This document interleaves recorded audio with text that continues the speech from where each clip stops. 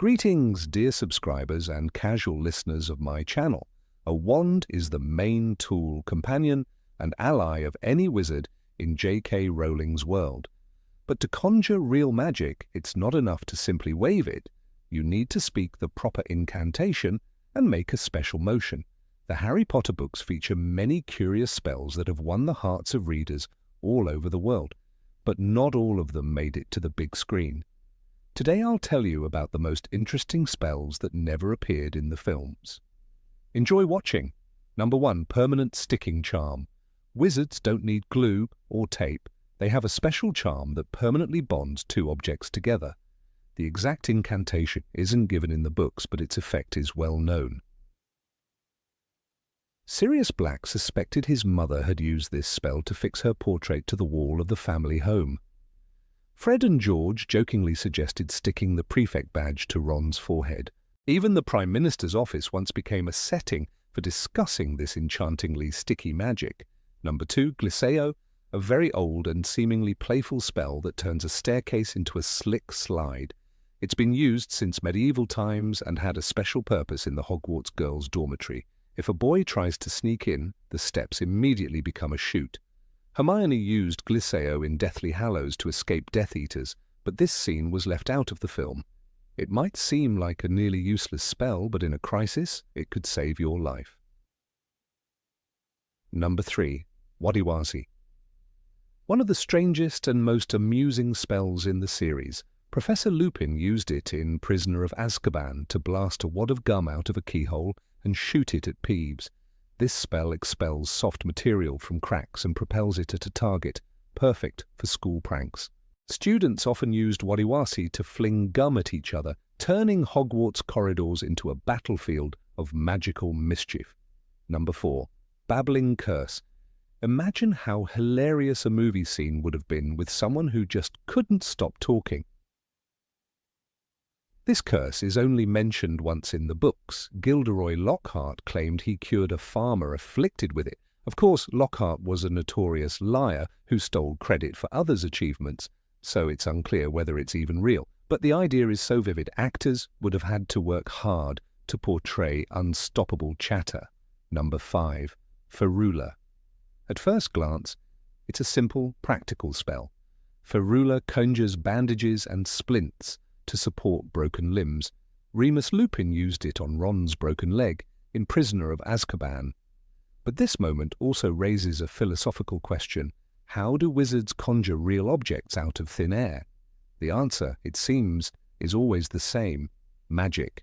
It's these small details that make the wizarding world even more mysterious and full of wonder. Number 6. Antler Jinx, Antioculatia.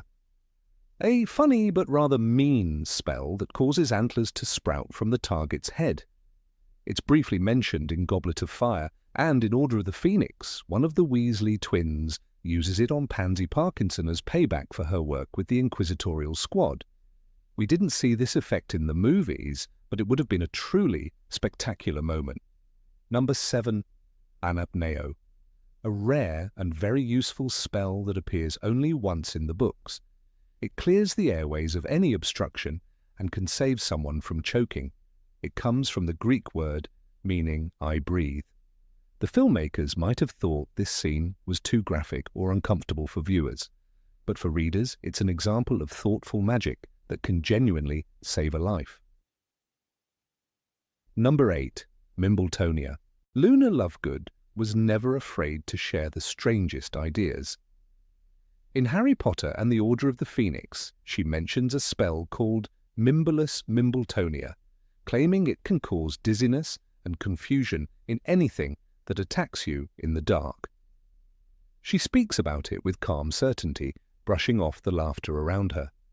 Rowling writes, "Oh, it's useful," said Luna, nodding. "Keeps away lots of nasty things you find in dark places." Her wide, unblinking eyes make you wonder if she's seen it work. It's a small moment, but it tells us so much about Luna. She knows things others don't.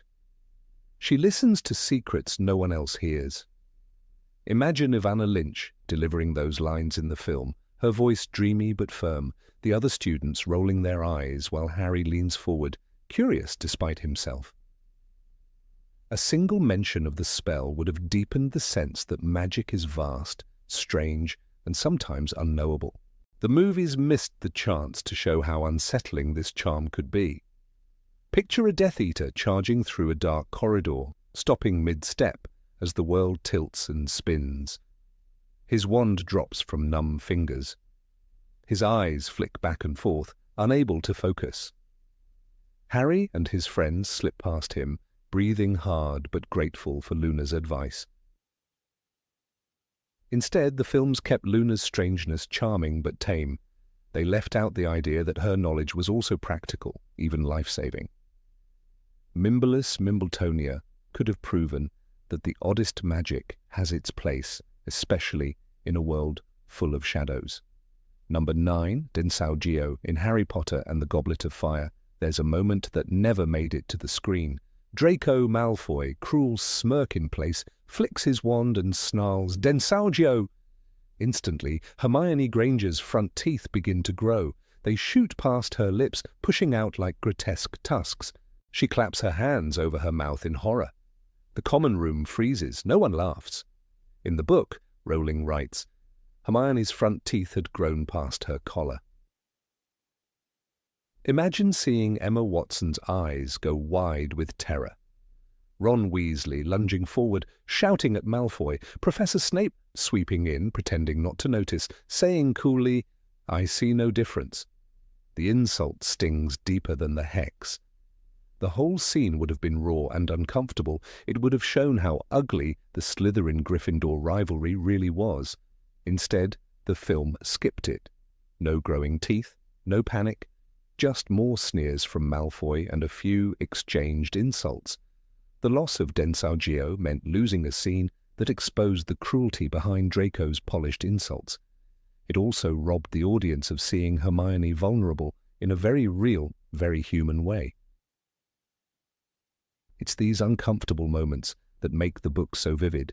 Magic wasn't always grand battles or glowing charms. Sometimes it was petty, mean, and humiliating. Densaugeo wasn't just a joke, it was a weapon designed to hurt. The omission left a softer, cleaner version of a world that was meant to feel messy and real. Number 10, Orchideous. In Harry Potter and the Goblet of Fire, there is a moment of quiet beauty that never reached the screen. Mr. Ollivander stands before Fleur Delacour, wand in hand, ready to test its loyalty. With a small, practiced flick, he calls out, "Orchideous!" Instantly, a bouquet of fresh flowers bursts from the tip of the wand. Petals unfold in a bright swirl of colour. The blossoms fill the air with a delicate perfume, softening the tense silence of the Great Hall. Rowling describes it simply. "Orchideous," he said, and a bunch of flowers burst from the wand tip. Imagine how this could have looked in the film. The pale winter light catching on each petal, Fleur's expression softening as the flowers bloomed in Ollivander's palm. The other champions watching with a mix of envy and wonder. It would have reminded everyone that magic is not only a weapon, it can also be an art. Instead, the movie chose to rush through the wand inspection. No flowers, no quiet pause, just a few words and a nod. The scene lost some of its softness, the sense that even in a competition as dangerous as the Triwizard Tournament, there was room for gentler magic.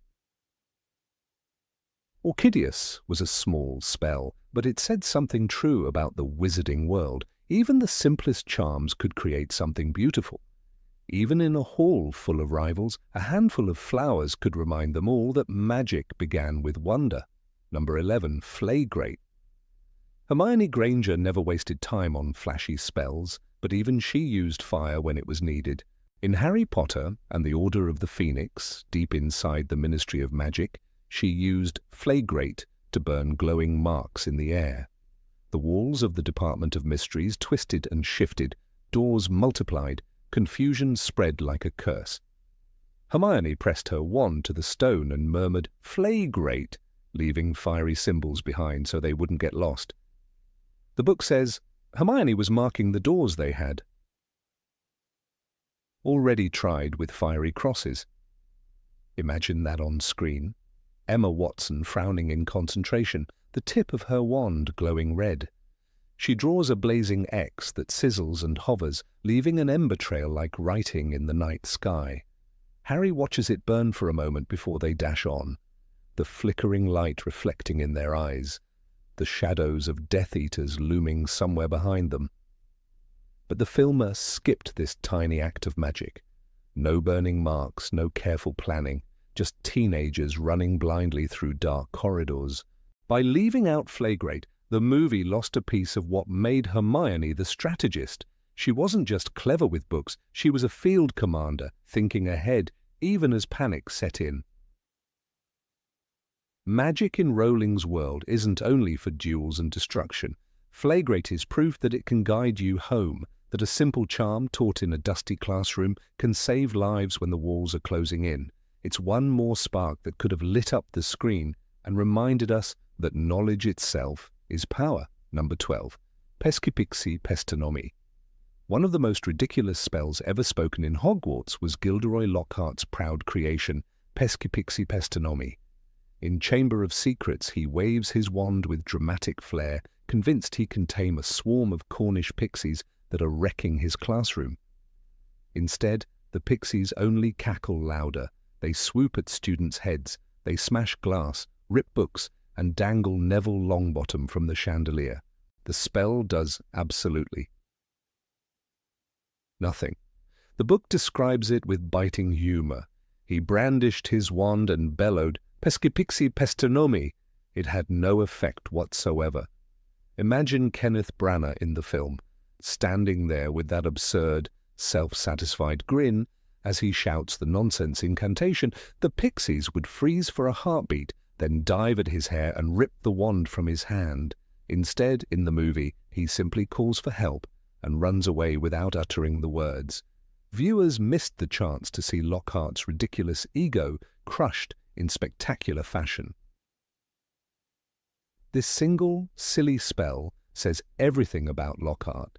He is a fraud in professor's robes. He memorizes fancy Latin-sounding words with no understanding of their power. When he says Peskipiksi Pesternomi, he believes it will work simply because he's the one saying it. But the magic world doesn't bend to arrogance. It demands skill, study, and humility. Watching him fail could have been one of the funniest moments of the entire series. By skipping the incantation in the film, the humor is dulled. Lockhart's pretension is less vivid. The scene is less chaotic. Rowling's writing uses that useless spell to show exactly who he is, a peacock with no teeth. The readers get to laugh at him, while the students groan and scramble for cover. It's a reminder that in Hogwarts, knowing the right words means nothing without knowing real magic. Number 13, Confetti Charm. Professor Flitwick was always the master of small wonders. In Harry Potter and the Philosopher's Stone, during the grand Christmas feast, he waved his wand and conjured a shimmering cascade of confetti that drifted over the enchanted ceiling. It wasn't just decoration, it was magic made joyful. In the book it says, Professor Flitwick had decorated the hall with hundreds of icicles and was sending warm, dry snow tumbling from the ceiling, mingling with showers of confetti. It was the kind of charm that made Hogwarts feel alive, a place where even the air sparkled with secrets. On screen, this scene changed. The filmmakers gave us beautiful Christmas trees and falling snow. But they skipped the confetti spell. The camera never lingered on Flitwick's precise flick of the wand. There was no glittering rain of coloured paper to gasp at. It became a standard holiday backdrop. Warm, yes, but it lost that peculiar, whimsical detail that made Rowling's world so personal. Confetti falling in the Great Hall is not just about colour, it's about showing that magic is celebration, that even teachers who teach serious subjects can't resist conjuring a little delight. Flitwick, small and squeaky, the master of charms, creating a moment of shared laughter and awe. It is the kind of scene that shows Hogwarts isn't just about danger and dark lords. It is about traditions, parties and the deep comfort of home. Imagine Daniel Radcliffe's Harry sitting at the Gryffindor table, confetti catching in his messy hair. Rupert Grint's Ron brushing bits of colour off his nose, grinning. Emma Watson's Hermione rolling her eyes but secretly smiling. That simple spell could have made the film feel warmer, more real, more like the Hogwarts we dreamed of. Number 14, Oppugno. Hermione raised her wand, eyes blazing with hurt and fury. "Oppugno!" she shouted, and the air exploded with angry yellow canaries. They whirred and screeched, launching at Ron like a tiny, furious army. In Half-Blood Prince, this scene crackled with betrayal. Hermione had just seen Ron kissing Lavender Brown, and her rage wasn't quiet or polite. Rowling wrote, "She raised her wand and screamed, 'Oppugno!' and the canaries soared at Ron, pecking and clawing at him so that he had to beat them away. The magic wasn't just pretty lights, it was heartbreak turned weapon. Imagine that on screen, Ron flailing, eyes wide, yelling in terror while feathers flew in all directions, the common room erupting in gasps and laughter, Hermione standing rigid, face streaked with tears she refused to let fall. It would have been a perfect mix of comedy and raw emotion. This wasn't the calm, bookish Hermione the films often preferred. This was someone who felt betrayal deep in her bones and wasn't afraid to strike back in the only way she knew, through magic. The films softened that moment. Instead of furious canaries clawing at Ron, we got silence and awkward tension. But the book gave us something real. A glimpse of Hermione, who was clever enough to summon a storm of birds, but too wounded to hold them back. It was petty, ridiculous, and completely human. The magic wasn't about power, it was about pain. The filmmakers missed the chance to show Emma Watson transforming that heartbreak into vengeful beauty. That loss matters. Oppugno wasn't just a spell, it was a line Hermione crossed when she was too hurt to care. She weaponized her talent. She humiliated Ron the way he humiliated her. Readers saw a brilliant girl unraveling. It reminded us magic wasn't always noble. Sometimes it was messy and cruel, and that's what made it real. Number 15, Ebublio. In the vast and complex world J.K. Rowling created, magic is rarely flashy for its own sake. It is practical, lived in, and full of small, thoughtful details. One such detail is the rarely remembered incantation, Ebublio. It's mentioned just once, fleetingly, during the second task of the Triwizard Tournament in Harry Potter and the Goblet of Fire. While the films streamlined many of these spells out of existence, on the page they offer a glimpse into a more nuanced magical culture, one where even fire, a force so often conjured dramatically with a flick of the wand, must be responsibly tamed.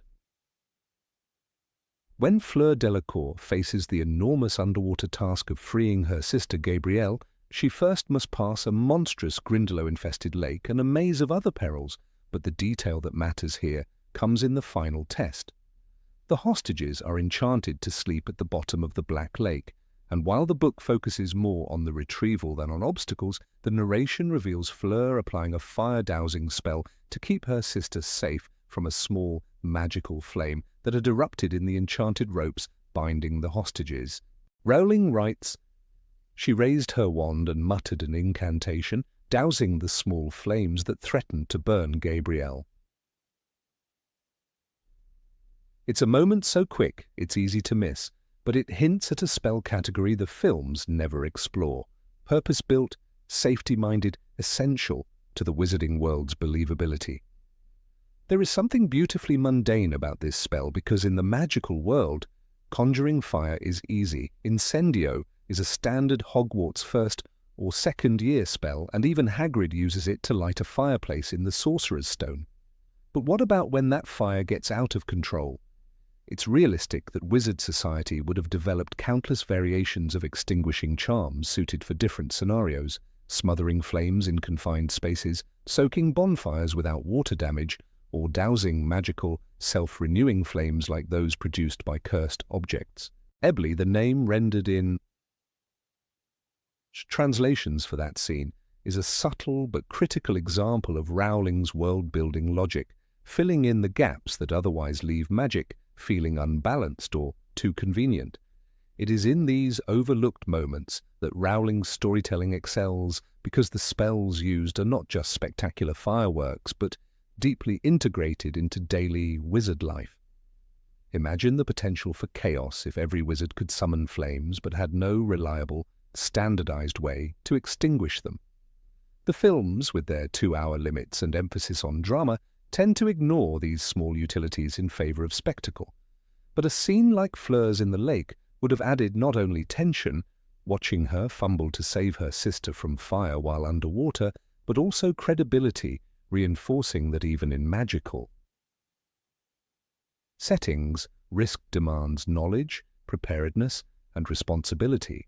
When you read that short sentence about Fleur raising her wand, you realize it's not merely there for atmosphere, it's a small but deliberate note about character. Fleur is often unfairly dismissed in the films as a beautiful but shallow competitor. Yet here she shows her practical competence, her carefulness, her love for her sister. She doesn't simply drag Gabrielle free, she ensures her safety with the presence of mind to use a precise spell to neutralize danger before it spreads. It's a meaningful bit of characterization lost entirely in the movie adaptation, which cuts the detail in favor of a broad, action-heavy overview of the task. This omission in the films is curious when you think about it, because fire is one of the most visually dramatic effects cinema can offer. Including a spell specifically to smother magical flames could have been spectacular on screen, with the eerie glow of underwater fire dimming to blackness under the wave of a wand. Instead, the audience is left with an impression of magic as primarily offensive, combative, and destructive. The books, on the other hand, remind us that magic is also about control, healing, repair, and caution. It's about knowing what to do when things go wrong. There is a larger pattern here in the film adaptations that Ebublio exemplifies. Spells that are simple, unshowy, but essential are systematically overlooked. The film series shows Expelliarmus 100 times, but rarely Alohomora unlocking anything real, Scourgify cleaning a mess, or Muffliato protecting private speech.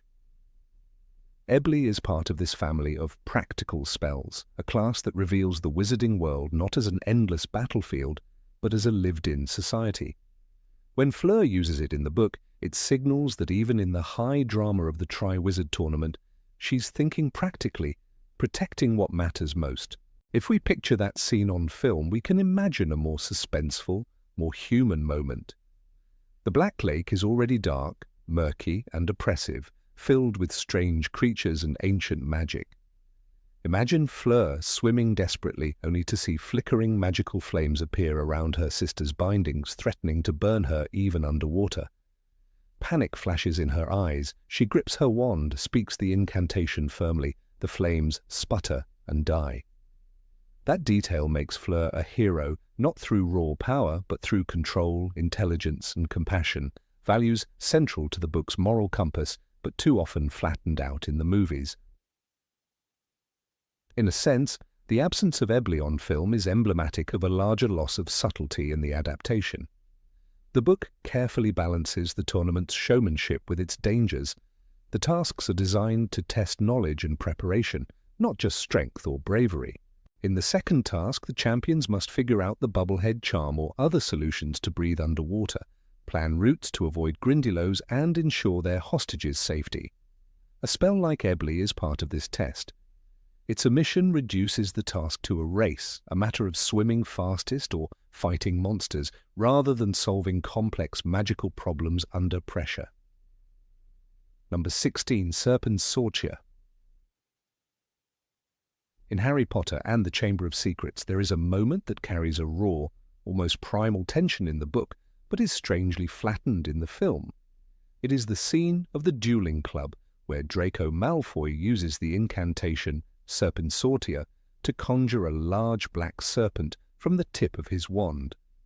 In the movie, the snake appears, certainly, hissing and menacing, but the word itself is tossed away without gravity, and the act is reduced to visual flair rather than the chilling invocation of magic it is in the text. The book, on the other hand, slows this moment down and emphasizes the significance of the spell itself, revealing not just Malfoy's malice but the terrifying sense of the power wizards can wield with a single word. It is there that we see Serpensortia is not merely a conjuring trick, but a dark, controlled act of summoning a living creature with lethal potential, and one with particular sinister significance for Harry Potter. J.K. Rowling did not invent this spell to be generic or forgettable. Rather, she wrote it as a perfect expression of Draco's desire to humiliate and intimidate. When the duel begins in the book, the tension crackles, and Draco's choice of Serpensortia is not random. He could have used a jinx or a disarming charm, but instead he conjures something meant to frighten and hurt. The text reads, "Malfoy sprang forward, waving his wand wildly and yelling, 'Serpensortia!' The end of his wand exploded. Harry stared, snake-like, at the long black serpent that shot out of it, fell heavily onto the floor between them, and raised itself, ready to strike. This is not just a flourish, but a weapon, a direct attack that shows Draco's cunning and cruelty. The spell here is not about the aesthetic of magic, but its purpose as a tool for domination. In the film, the moment is visually impressive, but hollow in meaning.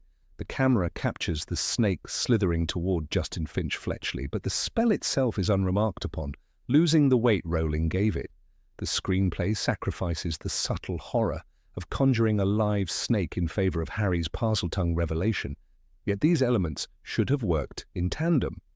The spell Serpensortia is not just the setup for Harry speaking Parseltongue, it's the spark that ignites the room's fear and suspicion. It frames Harry as something alien, something dangerous, deepening the book's theme of otherness. The film robs this of nuance by glossing over the spell's power and the deliberate cruelty of Malfoy in selecting it. When you read the scene in the book, the fear in the room is palpable. Students see a black serpent emerge, alive, fanged and angry, and they don't see Harry deflecting it with a spell but controlling it with his voice. But Rowling's writing makes clear the true escalation began with Draco's choice of spell. Serpensortia is not just a spell for spectacle, it's a deliberate summoning of a dangerous creature, exploiting a primal fear that resonates deeply with wizards and muggles alike. The film forgets that conjuring a living creature from thin air is an immense magical feat. The book, however, lingers on it, describing how the serpent coils, hisses, and nearly attacks Justin until Snape steps in with a counter-curse. This detail reinforces that the conjuration is not a harmless trick, but something needing real skill to contain. One of the most fascinating things about Serpensortia in the book is the way it reveals the character dynamics at play. Draco, always eager to needle Harry, chooses this spell to unsettle him and to show off. He wants Harry on edge, maybe even terrified, and he wants the entire room to see it. It's an act of psychological warfare as much as magical combat. The book makes you feel the sharp chill in the air when the snake emerges, a symbol of danger that forces Harry to reveal a part of himself he'd rather hide. By speaking Parseltongue, Harry unwittingly confirms the worst suspicions of his peers, becoming an object of fear himself. Serpensortia is the catalyst for this transformation in perception, a small word that changes everything. It's also worth noticing that in the book, Snape's reaction underscores the threat. Snape doesn't just watch passively, he intervenes with a spell of his own, Vipera Evanesca, to vanish the snake. This choice by Rowling is critical because it demonstrates that the creature summoned is not an illusion, but something truly alive and dangerous. Snape's quick response is necessary, almost instinctive. It's not the reaction to a mere prank, but to a genuine hazard. The film, in its rush to show Harry speaking to the snake, misses this urgency. The conjuration feels almost casual, as if the whole snake could be brushed away as easily as smoke. Rowling's text doesn't allow such comfort. The snake is a threat, and Serpensortia is the reason. When you examine Rowling's magical system, Serpensortia also stands out because it exemplifies how dark or borderline magic can be taught in school without the professors recognizing its full danger. Hogwarts is not a safe place in the modern sense. It is a place where young wizards learn to wield real power, sometimes recklessly. The dueling club was meant to prepare students for self-defense, but it quickly devolves into aggression. Draco seizes this opportunity with Serpensortia, demonstrating not just his willingness to attack but also his comfort with summoning a living, venomous animal. It's a testament to Rowling's world-building that such a spell exists and can be used so flippantly by a teenage boy. Number 17, Silencio. The corridor of Hogwarts was never truly quiet. Even in the late hours when the portraits pretended to sleep and the torches flickered low, some distant argument, laugh or ghostly wail carried through the stone walls. Among the worst offenders was Peeves the poltergeist, who relished every shriek and insult. Peeves was the type of spirit who delighted in slamming armor against walls, dropping ink on first years, and screaming rhymes that would make even the bloody Baron blush. One cannot help but imagine how satisfying it would have been to see a scene in the Harry Potter films where someone finally silenced him with the simple flick of a wand and a single word, Silencio. Yet this little charm, so perfect in its mundanity, never appeared in the films, leaving a gap that the books filled with subtle humour and everyday wizarding life. In Harry Potter and the Order of the Phoenix, J.K. Rowling offered one of her finest glimpses into magical education, not with grand duels or fiery creatures, but with small practical spells that felt so real one could almost imagine practicing them at home. There's a moment in the book where Hermione Granger, ever the diligent student, demonstrates Silencio on a pair of reluctant slugs. Rowling writes, Hermione's silencing charm was so effective that the slugs' mouths kept moving soundlessly for a minute before they gave up and lay still. It's a vivid, almost comic scene, showing the charm's immediate effect, and it grounds the world in a relatable, almost domestic magic. But these weren't spells designed to save lives in a duel with Death Eaters. They were what a real student would need to know, how to quiet something that wouldn't shut up. The power of that little moment is its window into Hogwarts life. In the films, we get sweeping shots of the Great Hall and dramatic spells exchanged in battle, but so much of the school's appeal is its day-to-day messiness. Silencio embodies that perfectly. Imagine Harry and Ron in a corridor, arguing over Quidditch tactics at the top of their lungs, drawing Filch's ire, only for Hermione to shut them up with a sharp Silencio. It would have made for one of those perfect little film moments that fans remember for its humour and truth. Instead, the film streamlined the magic today. The grand and the cinematic, losing the small, real charms that made Hogwarts feel like an actual school. It is easy to see why filmmakers might have cut such a scene. 2 hours on screen often demand the sacrifice of little world-building details. But this was the sort of scene that would have delighted viewers with a sense of discovery. Silencio isn't a lethal curse or a flashy defensive spell. It's a practical, almost parental tool. It's what you'd use on an annoying classmate who won't stop teasing you in potions or, indeed, on Peeves as he screeches through the hallways throwing chalk at students. The lack of this spell in the films also misses an opportunity to show that magic isn't only for duels or adventure. It's for daily life, like learning to cook, clean, or manage chaos in a school of hundreds of young witches and wizards. Hermione's use of Silencio in the book is also emblematic of her character. She is the one who would think to learn such a spell before anyone else. She would see the benefit in a non-lethal, non-destructive solution to noise. In the Dumbledore's army sessions in the Room of Requirement, Hermione's leadership style is built on showing spells with real utility, not just glamour. Let's try Silencio on these, she suggests in the book, and it shows how seriously she takes teaching. She knows that being a wizard isn't about looking impressive, but about being prepared. A film scene with Hermione practicing Silencio would have reinforced her thoughtful, careful approach to magic and made her an even stronger role model.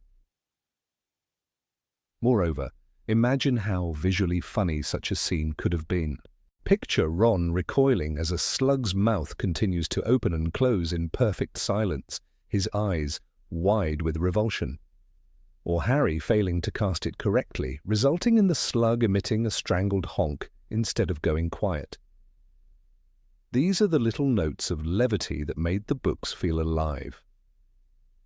Rowling had a genius for finding the absurd in the magical, and Silencio was a classic example. The books balanced dark themes with humour rooted in the real frustrations of school life, things the films sometimes sacrificed in their rush to emphasize darkness and spectacle. Peeves himself is another glaring omission from the films, and Silencio is precisely the kind of spell students would have used to try and subdue him. He is the ultimate nuisance, a ghost who refuses to behave, whose sole joy is in making noise and trouble. Imagine the comedic possibilities on screen if Fred and George Weasley cornered Peeves in a corridor and tried to silence him. Even if it didn't work on him, perhaps ghosts are immune, it would have been a clever nod to the students' constant struggle to manage the school's chaos. Silencio's very existence hints at the need for such a spell in a place that teems with living portraits, chattering ghosts and squabbling students. Even Professor McGonagall would have found Silencio useful in class. In the books, she has no patience for nonsense. She's the type who would sweep into the room, catch two students arguing, and silence them with an unblinking stare, if not with the spell itself. Including such a moment in the films would have reinforced her authority while also showing that even the strictest professor needed a magical solution to the noise sometimes. Hogwarts was never a quiet place, and the idea that the staff would have a go-to charm for shutting things up is both logical and funny. Number 18, Tarantallegra. In the world of Harry Potter, there exists a spell whose absence from the films is both baffling and a little disappointing, for it reveals so much about the humour and cruelty that coexist at Hogwarts, Tarantallegra. In the book Harry Potter and the Chamber of Secrets during the dueling club scene, Severus Snape is described as barking out the incantation in his cold, commanding voice, forcing the opponent's legs into a frantic, humiliating dance. The moment itself is rich with mischief and menace, a reminder that Hogwarts students didn't just fling deadly curses at one another, but delighted in forcing their rivals into absurd spectacles. Rowling writes, Snape shouted, "Tarantallegra!" and Malfoy's legs began to jerk and dance uncontrollably. This is the heart of what makes Hogwarts so vividly real, a place where even danger comes with a twisted sense of fun. It is hard to understand why the films chose to mute this specific incantation, even though the dueling club scene remains one of Chamber of Secrets' most entertaining sequences. There is the grandeur of Professor Lockhart's theatrical incompetence, the cool precision of Snape's teaching, and the spectacularly uncoordinated chaos when the students are let loose. Yet the camera never lingers on the spoken spell, and viewers are denied the sharp satisfaction of that word, Tarantallegra, ringing out in the hall. Without it, the duel loses a little of its authentic Hogwarts flavour. It becomes another swirl of flashy light and special effects, when in truth the books taught us to savour every named incantation as a key to this secret world. Tarantallegra is not a killing curse or a torture spell, but it has its own brand of cruelty, and that's what makes it so perfect for a school setting. It is the classic prank taken to magical extremes, forcing the victim to break into a manic, humiliating jig without any hope of stopping. The legs jerk as though possessed by an invisible puppeteer.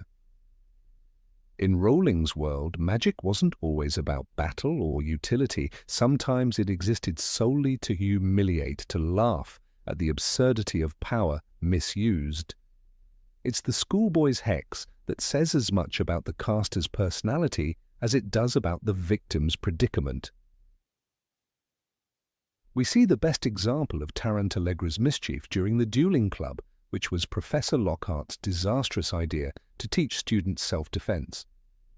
Lockhart intended it to be a display of grace and wit, himself in the starring role. Instead, the club became an arena for old grudges and petty humiliations.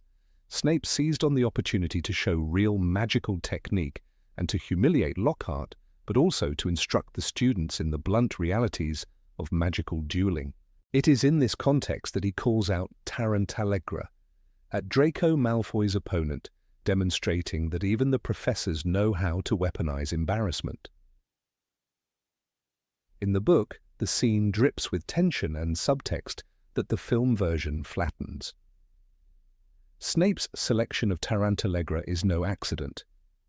He wants to show the students that dueling is not merely about brute force or flashy fireworks, it's about control, dominance, and psychological warfare. Making your opponent dance is not just defeating them, it is mocking them, making them the butt of the joke in front of the entire school. Snape knew this well. For a man who was once bullied and humiliated himself, he understood the special power in turning one's opponent into an object of ridicule. Rowling's narration reinforces this. She doesn't simply say the spell causes dancing, she describes the effect with visceral, comic detail. Malfoy's legs jerking and dancing uncontrollably is both absurd and unsettling. The reader can practically hear the laughter of the watching students, the mixture of delight and fear as they realize what magic can do. Hogwarts wasn't just about learning defensive spells, it was about learning social survival in a place where your best friend might hex you for fun and your enemy might do it for revenge. What is fascinating is that Tarantallegra is emblematic of Hogwarts' brand of dark humor. This is the same school where Fred and George Weasley would slip Tum-Tum toffees to unsuspecting children, where students would jinx each other's noses off, and where even the professors, like Flitwick, might award points for particularly creative mischief. It was a place that celebrated rule-breaking in subtle ways, that taught its students the line between prank and cruelty without ever fully erasing it. Tarantallegra sits exactly on that line. It also tells us something about the nature of magical education in the wizarding world. In Muggle schools, a prank might be a stink bomb or graffiti. At Hogwarts, it could be a dancing curse or a potion that grows boils on your face. The power at a wizard's fingertips made even childish jokes potentially dangerous. By giving the students access to spells like Tarantallegra, Hogwarts was, in its strange way, preparing them for a world where magic would be used for much worse. It was a testing ground for ethics as much as for skill. Yet in the film adaptation, this vital texture is lost. The duel between Harry and Draco becomes just another cinematic fight scene with swooshing wands and impressive pyrotechnics. Snape's demonstration is reduced to a silent intimidation rather than a practical lesson.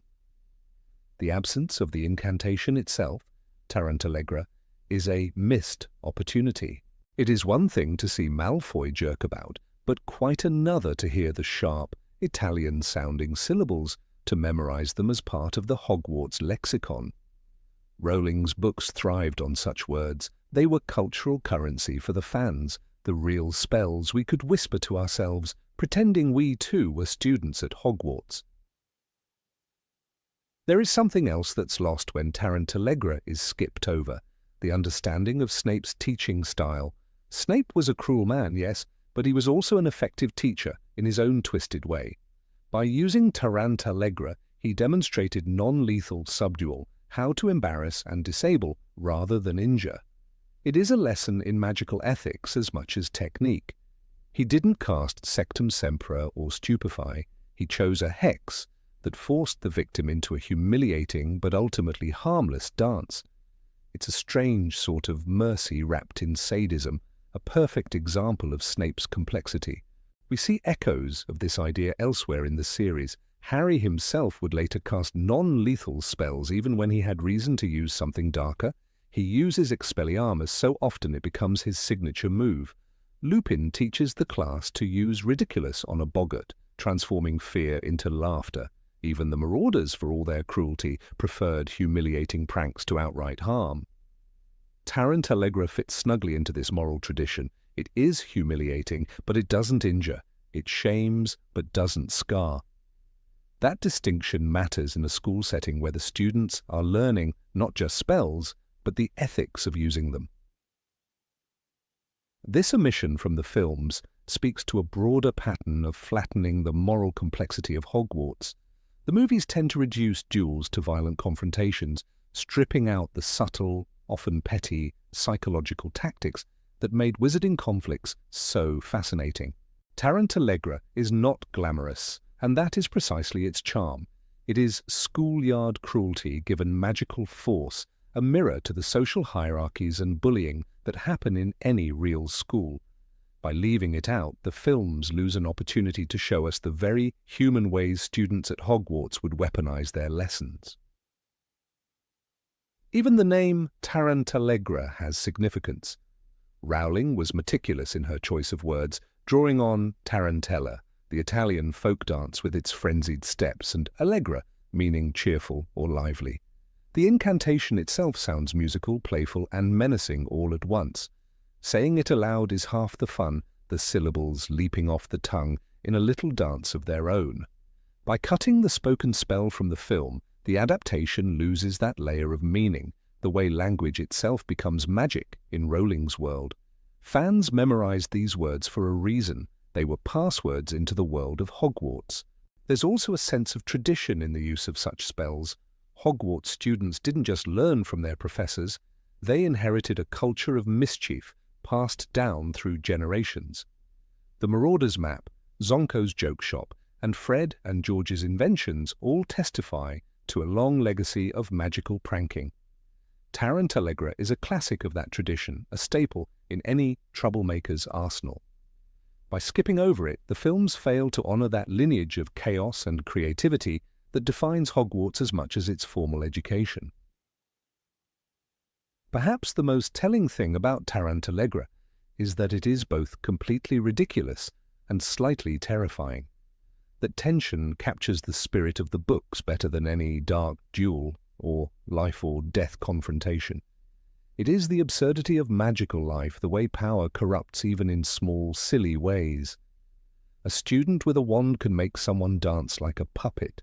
What could be funnier? What could be more sinister? Rowling's genius was in understanding that these two things are often the same, and that Hogwarts was the perfect crucible for learning that lesson. Ultimately, the absence of Tarantallegra in the films isn't just the loss of a single spell, it's the loss of a whole dimension of Hogwarts culture. It's the playful cruelty of children learning to handle power. It's the way magic can be used to dominate without wounding. It's the classroom dynamic where humiliation can teach just as effectively as injury.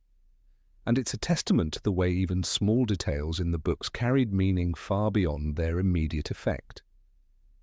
Tarantallegra was never just a joke. It was a lesson in the ethics of magic, in the psychology of dueling, and in the twisted humor that made Hogwarts feel so real. Number 19, Rictusempra. Harry Potter raised his wand in the middle of the polished floor of the Great Hall, surrounded by curious onlookers who pressed closer to the hastily constructed dueling platform. The tables had been swept aside to make room, the enchanted ceiling swirling with stormy clouds as if echoing the tension in the air. This was the fateful moment when the students of Hogwarts first witnessed the spectacle of the dueling club, a gathering Professor Lockhart insisted would help them defend themselves. Yet for all the theatrical build-up, the scene that would have given it an unforgettable touch of hilarity was left behind in the pages of the Chamber of Secrets. The spell Rictusempra, a tickling charm so vivid in the book, never received the visual flourish it deserved. In the novel, Rowling described it precisely. Harry shouted, "Rictusempra," pointing his wand straight at Malfoy, who was blasted off his feet. But the real power of the incantation wasn't only in the force, it was the uncontrollable laughter that followed.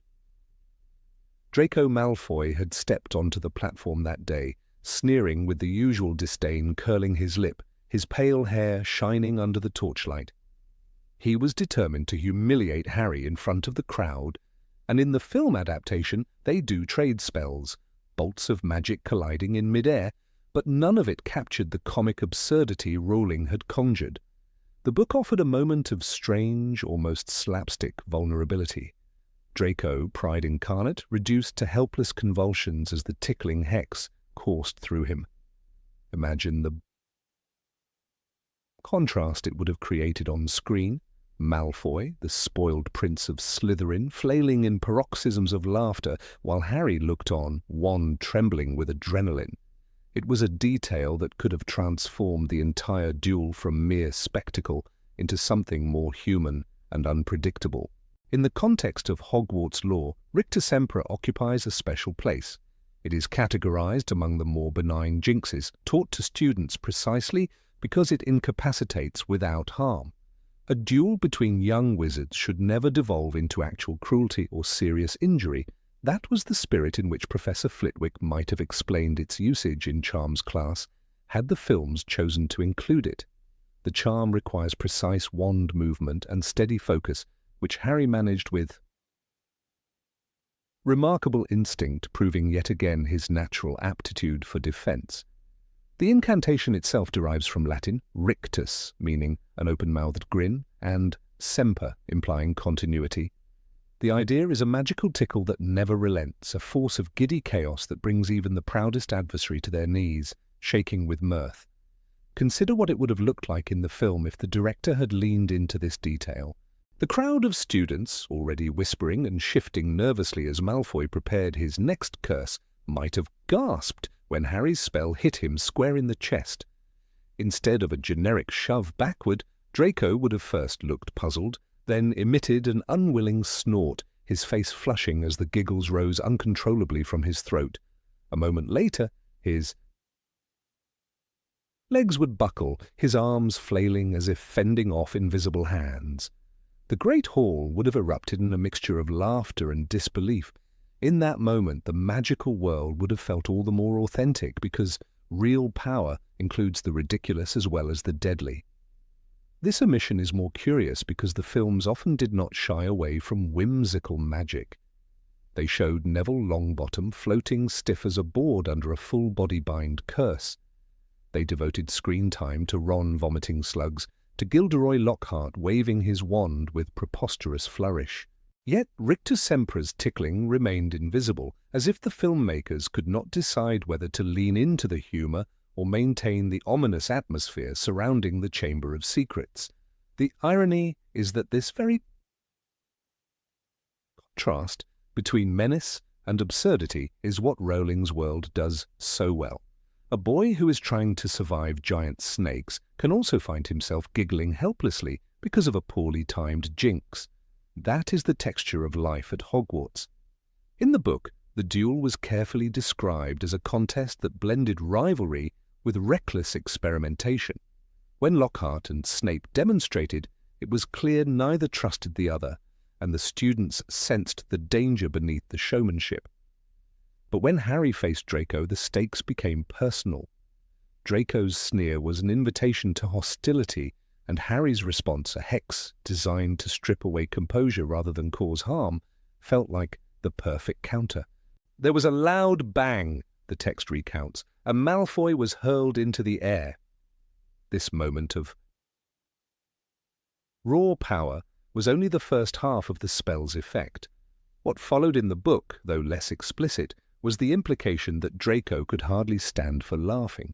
Imagine the audience in the theatre watching the boy who so often mocked others now unable to regain his breath, the proud mask shattered by peals of undignified hilarity. It is easy to overlook how revealing a tickling charm can be. In the hierarchy of dueling spells, Rictusempra is harmless. It doesn't leave scars or memories of pain, but it does something that can be even more unsettling to a 13-year-old, especially one like Draco Malfoy. It makes you look ridiculous. It exposes you to the judgment of your peers, proving that you are as susceptible to humiliation as anyone else. For a boy who defined himself by superiority, such a loss of control would have been almost worse than defeat. The filmmakers had the perfect opportunity to give this moment its due, and yet they left it as a vague push that ended the duel without the catharsis of laughter. Harry's choice to use Rictusempra also reflects a deeper side of his character. Throughout the series, he shows a reluctance to inflict real harm, even on enemies.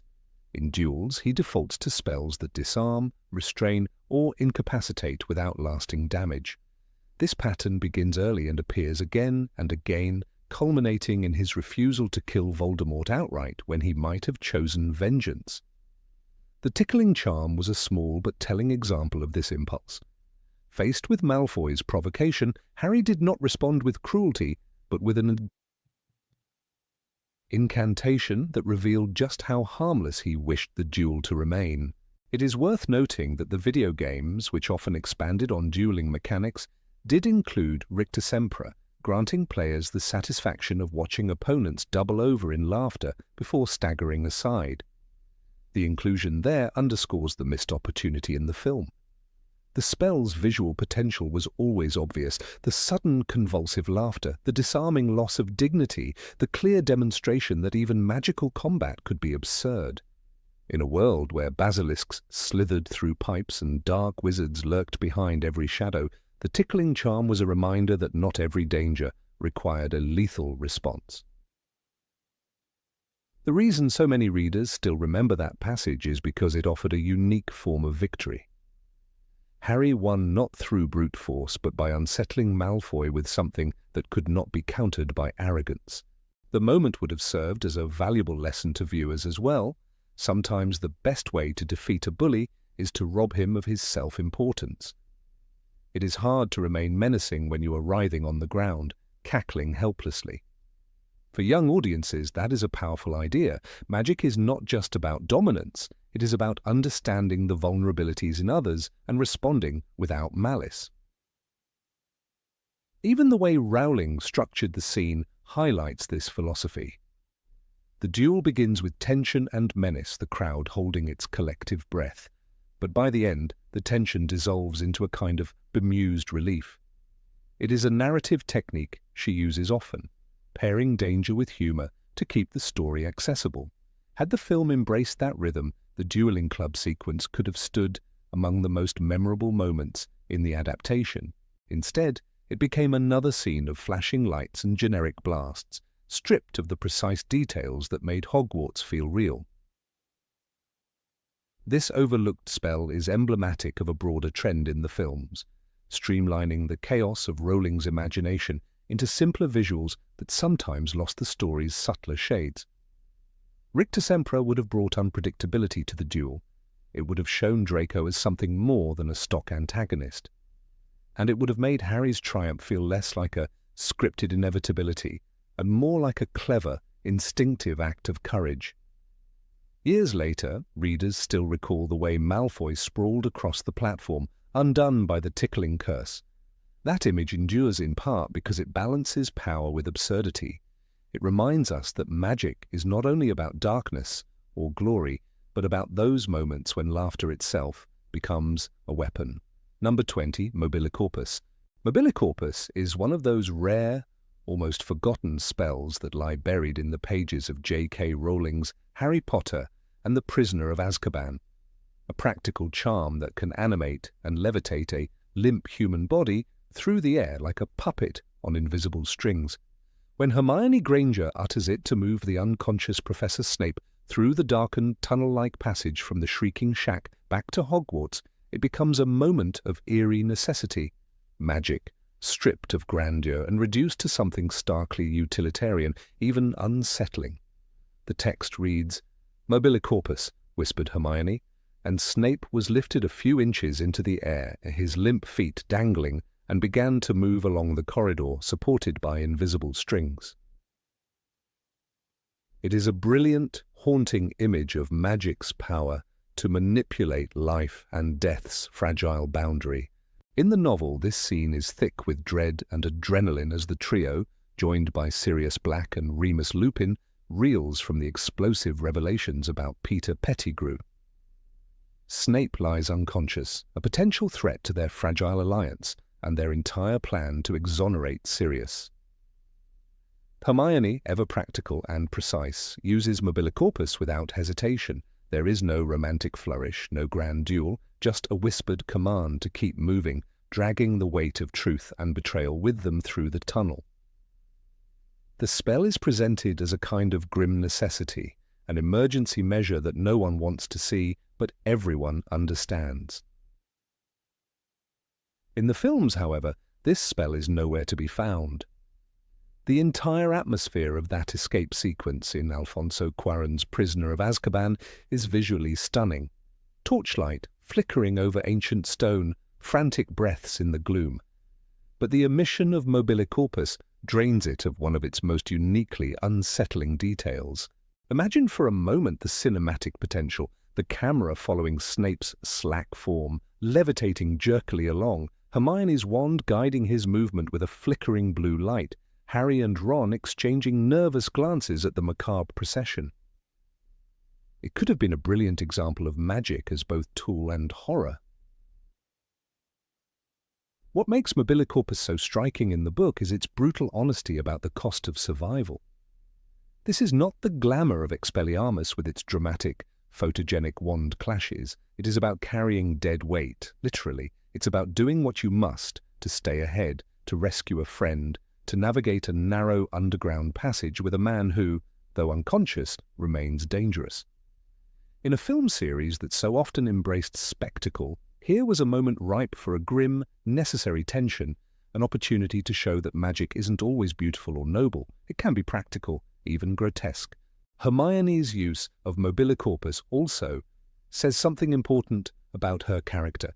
She is not squeamish when the stakes are high. She is methodical, learning spells for emergencies and deploying them without hesitation. She doesn't gloat, she doesn't panic, she acts. In a cinematic adaptation that often softened her edges, making her slightly less imperious and more generically nice, including this spell would have reminded viewers that Hermione Granger was always the one prepared to do what was necessary. It would have underscored the way her academic diligence saved them time and again, even in the darkest moments. It is curious that the filmmakers chose to streamline so many of the book's spell usages into visual shorthand, often substituting dramatic wand battles for these small but telling magical solutions. In omitting Mobilicorpus, they lost a chance to show the quiet horror of dragging an unconscious body through danger. This is the work of fugitives, not heroes in shining armor.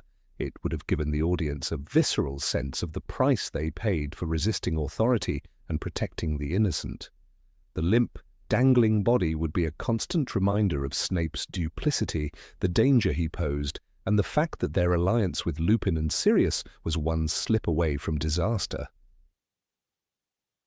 Moreover, the spell's visual potential is enormous. One can imagine Snape's body floating through the tunnel in an eerie, puppet-like fashion, the flickering wand light casting unsettling shadows on his pale face. It is not hard to see how this would play on screen. The camera could track along the tunnel floor as Snape's robes drift and flutter, with the trio hurrying behind, grim and exhausted. It would have been a sequence dripping with tension, offering a visual metaphor for the weight of their choices and the thin line between salvation and catastrophe. The omission of Mobilicorpus also removed a layer of moral ambiguity from the scene. In the book, Hermione's choice is both logical and chilling. She uses magic to turn Snape's unconscious body into cargo, stripping him of autonomy because there is no other option. It's a moment that quietly asks, what will you do to survive? How far will you go when there's no time for delicacy? This is the sort of moral question that the films often avoided in favor of straightforward heroics, but the books thrived on such grey areas. Including Mobilicorpus could have been a rare moment of cinematic unease, pushing the audience to confront the uglier side of desperate heroism. One of the great strengths of Rowling's world-building lies in how she treats magic as a craft with endless applications, not just a collection of colourful attacks. Mobilicorpus exemplifies this by being a purely logistical spell. No combat value, no showy fireworks, just cold utility. It's the magical equivalent of an emergency stretcher, but with an undertone of control and violation. By excluding it from the films, the directors lost a chance to make their world feel lived in, functional, and deeply strange, it is precisely these mundane yet uncanny uses of magic that make the book so immersive and unsettling. There is also something powerfully symbolic about using magic to move a human body without consent or cooperation. It is not unlike Imperio in its effect, though far less malevolent in intent. Hermione uses it to save them all, but the image is undeniably unsettling. Snape is reduced to an object to be carried. In a visual medium, this would have been hard to ignore. It might have forced the viewer to feel something close to pity for him, even as he remains their antagonist. That complexity is exactly the kind of depth the films often sacrificed in the name of pacing and accessibility. In a franchise renowned for its visual spectacle, there is something almost frustrating about how Mobilicorpus was left unused. The effect itself would have been easy to achieve with practical or digital effects, an actor suspended on wires, subtly manipulated, or even a fully CGI model. The potential for creating atmosphere, horror, and urgency is undeniable. It could have turned a fairly routine transitional scene into one of grotesque elegance, a slow, grim parade of betrayal and survival through the cramped darkness of the tunnel. Even in terms of character relationships, Mobilicorpus offered a chance to deepen the tension. Harry would have been forced to look at Snape's limp form and remember the man's hatred for him, even as he had to keep moving to save Sirius. Ron's disgust or fear could have been a brilliant counterpoint to Hermione's ruthless efficiency. It would have highlighted the way their friendship weathered moral compromises. Instead, the films too often smoothed away these frictions in favor of unity and clear-cut stakes. It's worth noting that Hermione's use of Mobilicorpus is not presented as cruel in the book. It's necessary.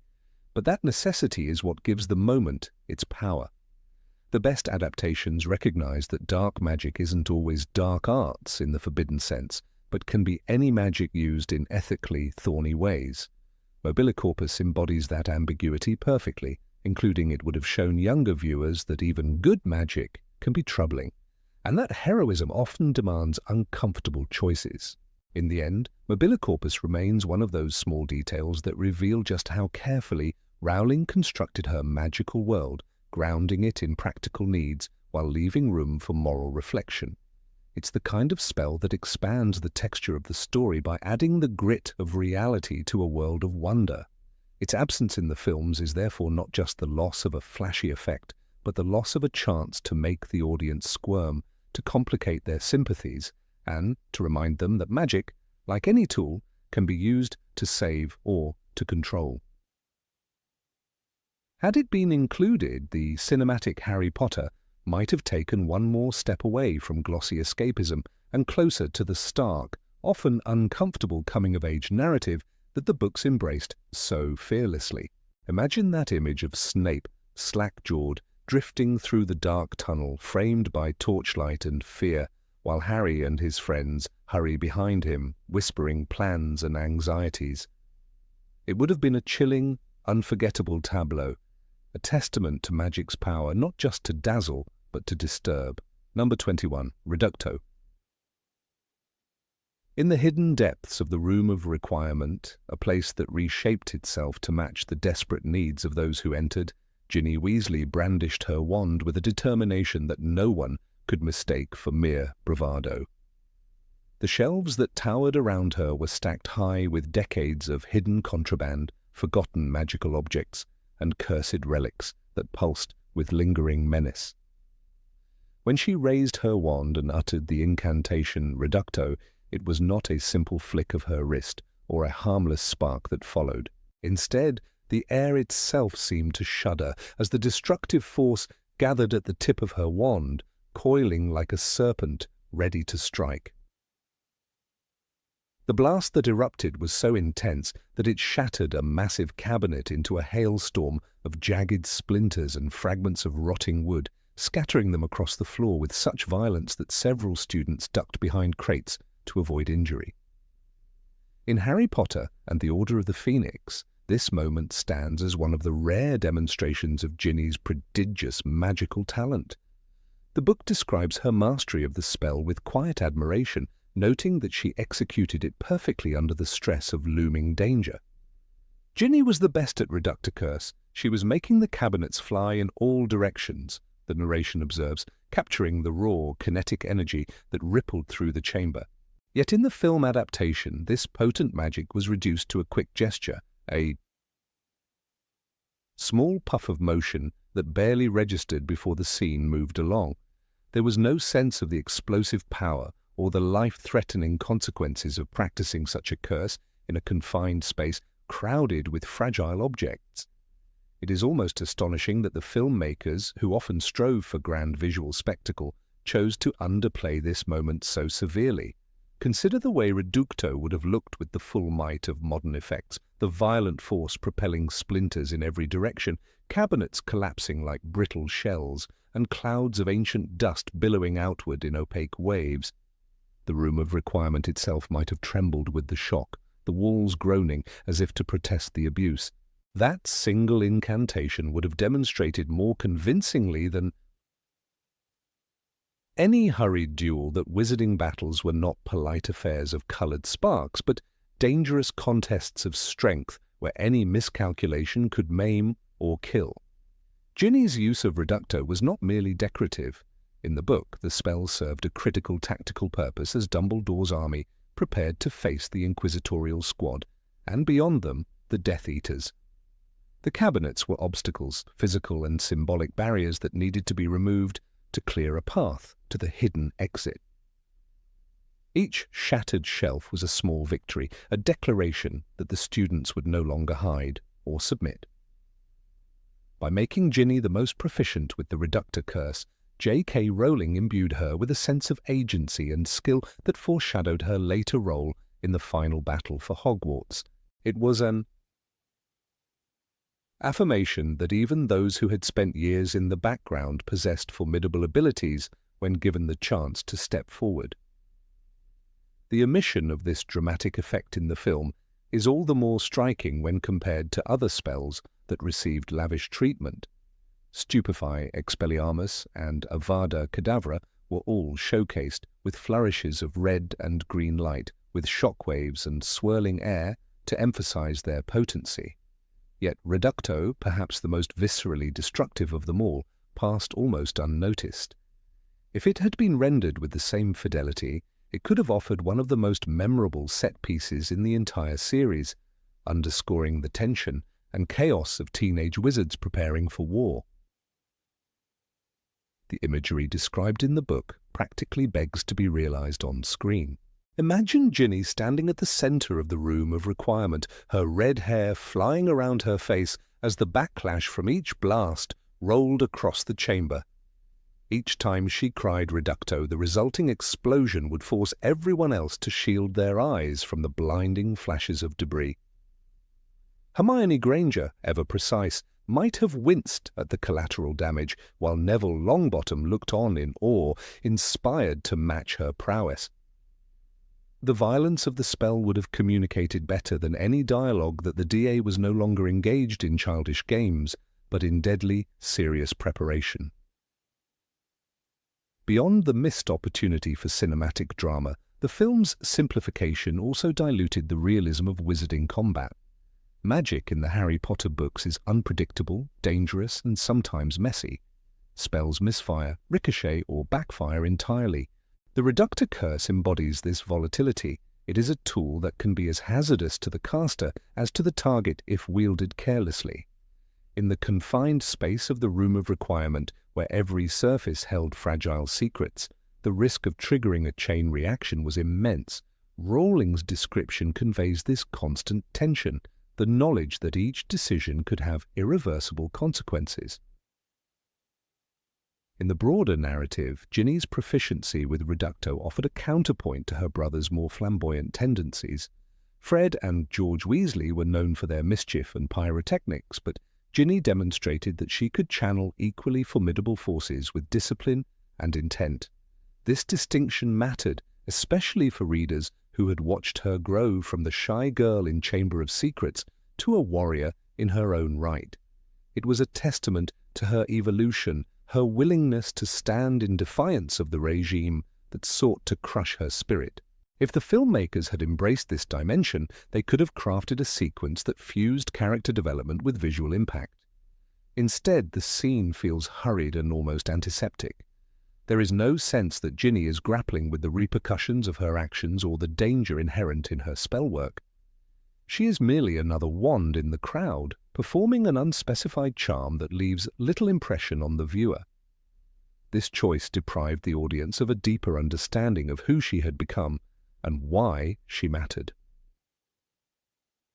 Even beyond Ginny, the Reducto curse symbolized a larger theme in the series, the necessity of destroying old structures to create something new. The cabinets in the Room of Requirement were more than just furniture. They represented all the secrets, lies, and discarded truths that Hogwarts had tried to conceal. Reducto was the force that smashed through denial and revealed the reality beneath. A vivid depiction of this destruction would have resonated far beyond the confines of the scene, echoing the series' constant assertion that courage often requires demolishing what is comfortable or familiar. One could argue that part of the reason Reducto was softened in the film was the practical difficulty of staging such mayhem. Shattering cabinets with live actors nearby is no trivial matter, and digital effects carry their own constraints. Yet the franchise never shied away from showing buildings collapsing, bridges falling, or statues exploding in later films. By the time of the Battle of Hogwarts, no expense was spared in illustrating devastation. The choice to underplay Reducto, then, feels less like a necessity and more like an oversight, a failure to recognize the narrative power that moment held. This is not merely a question of special effects. It is about fidelity to the spirit of the story, which has always rested on the idea that ordinary people can wield extraordinary power when the cause is just. Ginny's spell was a declaration of that principle, a glimpse of the ferocity she would bring to the final confrontation. By letting it pass without emphasis, the adaptation missed a chance to celebrate her strength and remind viewers that every member of Dumbledore's army was capable of changing the world. When the Room of Requirement finally collapsed in Deathly Hallows, audiences were treated to a vision of total destruction, as Fiendfire consumed everything in its path. In that moment, the films proved they were willing to render catastrophic magic in all its terror and glory. How much more meaningful would that scene have been if Reducto had already shown us the first cracks in the edifice, the initial blows against the oppressive weight of secrecy and fear? The sequence could have been a narrative through-line rather than a disconnected spectacle. In revisiting these choices, one cannot help but feel that Reducto deserved better, a moment in the spotlight that matched its significance in the text. It was never just a convenient means to clear obstacles. It was a spell that demanded respect, control, and courage to wield without hesitation. In the hands of a young witch determined to prove herself, it became something more than a curse. It became a symbol of defiance. The books preserved this truth, even if the films chose not to. Number 22, Finite Incantatem. Finite Incantatem is the kind of spell that embodies the deep, structured logic of wizarding magic that J.K. Rowling worked so hard to create in the Harry Potter books, but which the films often skimmed over in favor of spectacle. It is a counterspell designed to cancel out the effects of other spells, a universal reset button in the wizarding world.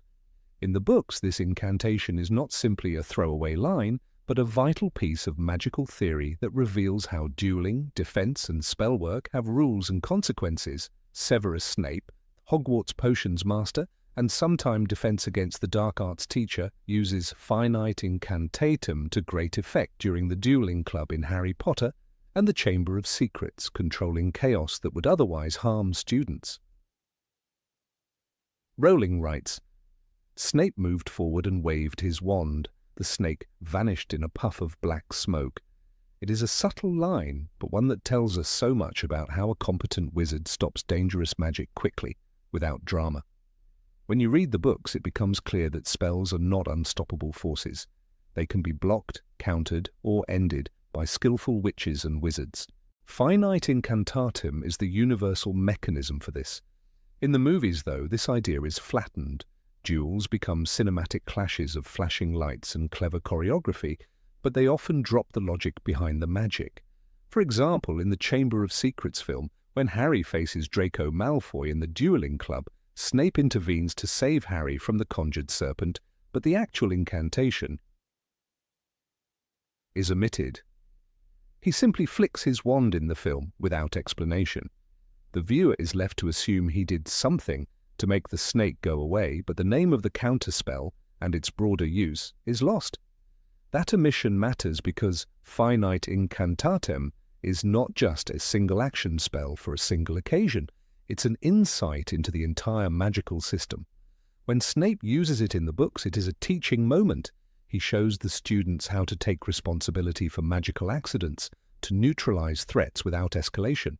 This is essential in a world where emotions, rivalries, and inexperience can make magic dangerous. The omission in the films strips out a lesson about control and responsibility that underpins the series' moral framework. Magic is not merely power, it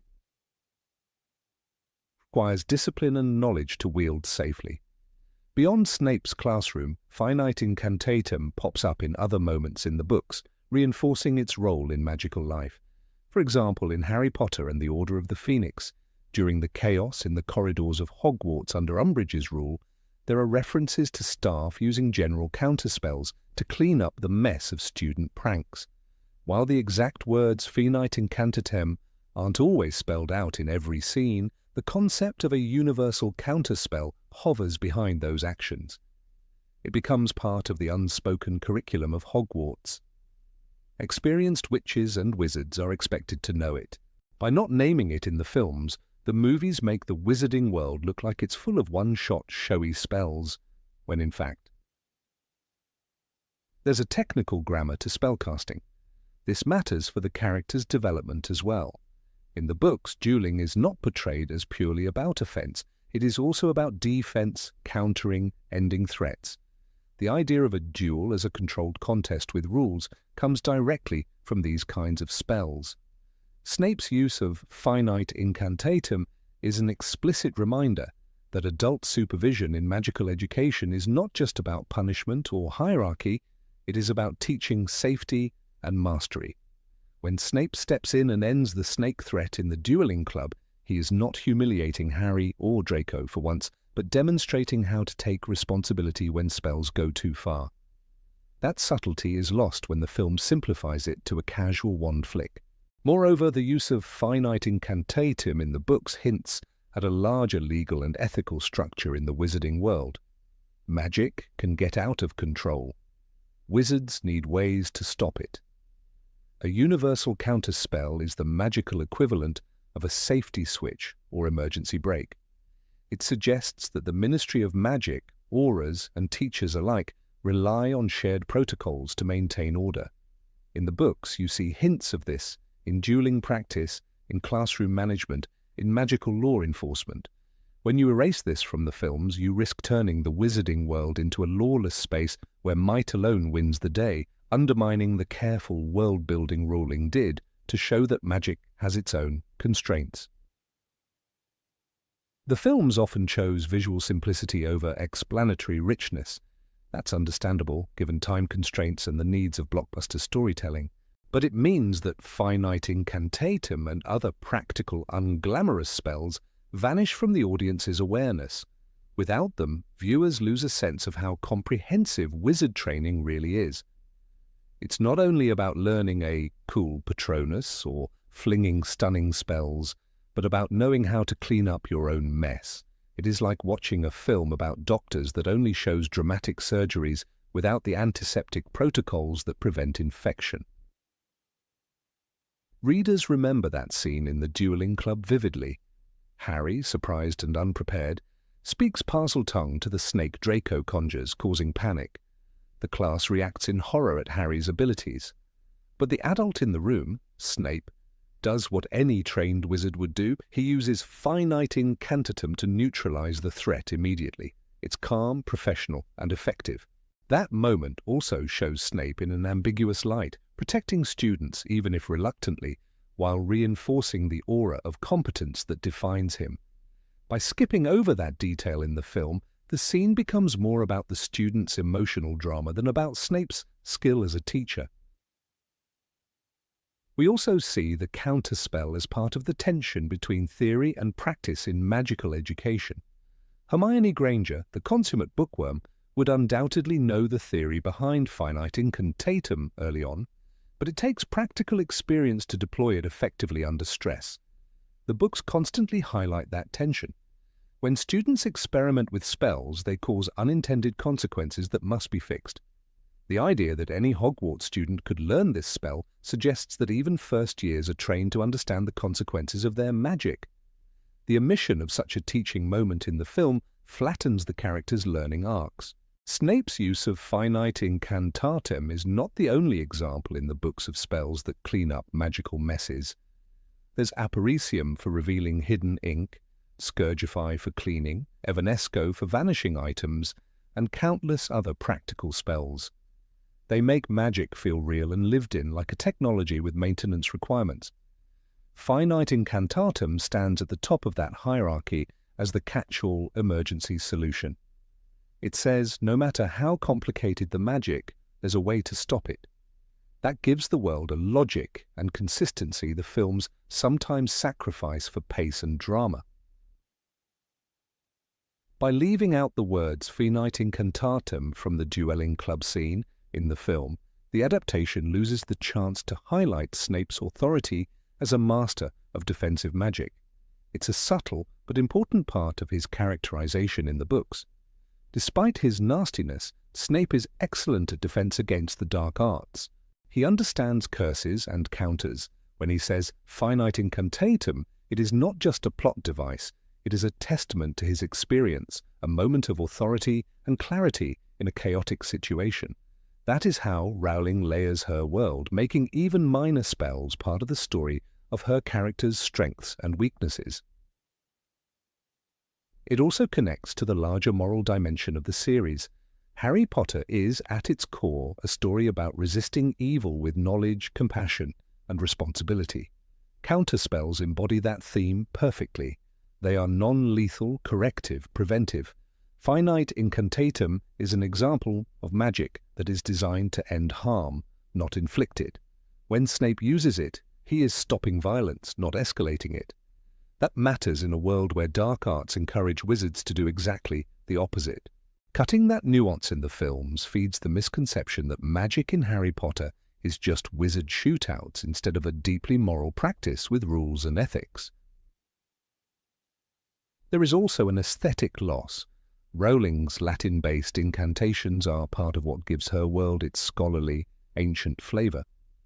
Finite Incantatem has the solemnity of an old legal formula. It feels official, the way a judge's pronouncement might.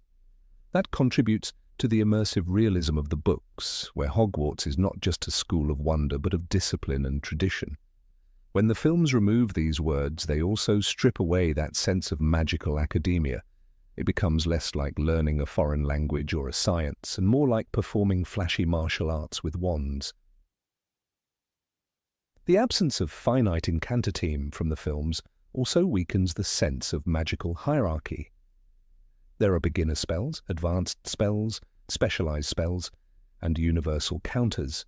A well-trained wizard is supposed to know which is which. Without those distinctions, magical duels in the movies risk becoming shallow action scenes where victory depends solely on who can shout louder or wave their wand more dramatically. The books show that there is art and strategy in knowing when to use which spell, including knowing how to end a fight quickly and safely. In the end, Finite Incantatem is a small phrase with big implications.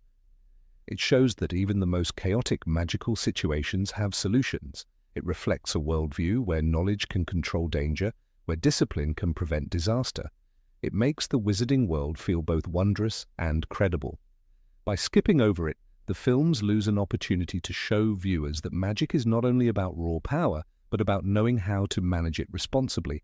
In doing so, they flatten one of the series' most important messages, that real strength comes not just from the ability to cast spells, but from the wisdom to undo them. Number 23, Impervius.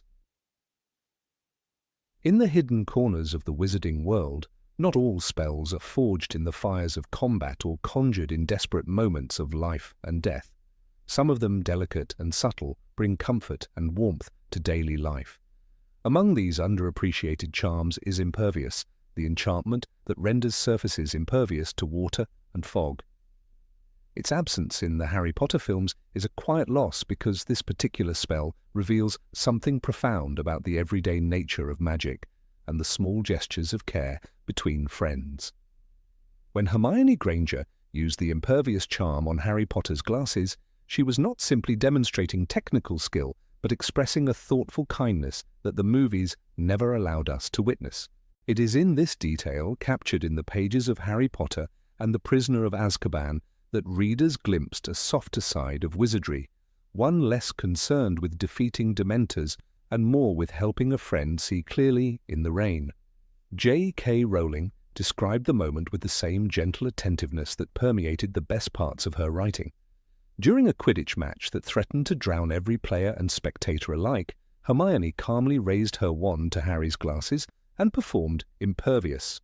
"Hermione pulled out her wand," muttered Impervious, "and tapped his glasses," the narration explained. Instantly, the lenses cleared. This was no grand spectacle, no eruption of flames, or a burst of violet light. But the effect was transformative, turning Harry's misery into something bearable. For a boy who so often felt alone and battered by circumstances beyond his control, this simple act from Hermione reminded him, and the reader, that friendship could be a shield against even the most ordinary discomforts. The films, in their eagerness to highlight dramatic confrontations and lavish set pieces, left out this practical charm and the emotion it carried. Viewers never saw the water bead harmlessly off Harry's glasses or the small smile he likely gave Hermione in gratitude. Instead, they were given rain-soaked spectacles and the assumption that Harry would simply squint through the storm. In omitting Impervious, the movies missed a chance to illustrate how magical learning extended far beyond classrooms and combat. In the books, even the most unassuming spell could become a lifeline or a gesture of love. The omission also denied the audience an opportunity to witness Hermione's constant attentiveness to her friends' well-being. Again and again, she demonstrates that her intelligence is not only about mastering theory or reciting incantations with perfect Latin, it is also about noticing when Harry is struggling and doing something to help. While Harry himself had grown increasingly capable with a wand, it was Hermione who thought to apply a charm to his glasses when the rain began to fall in sheets.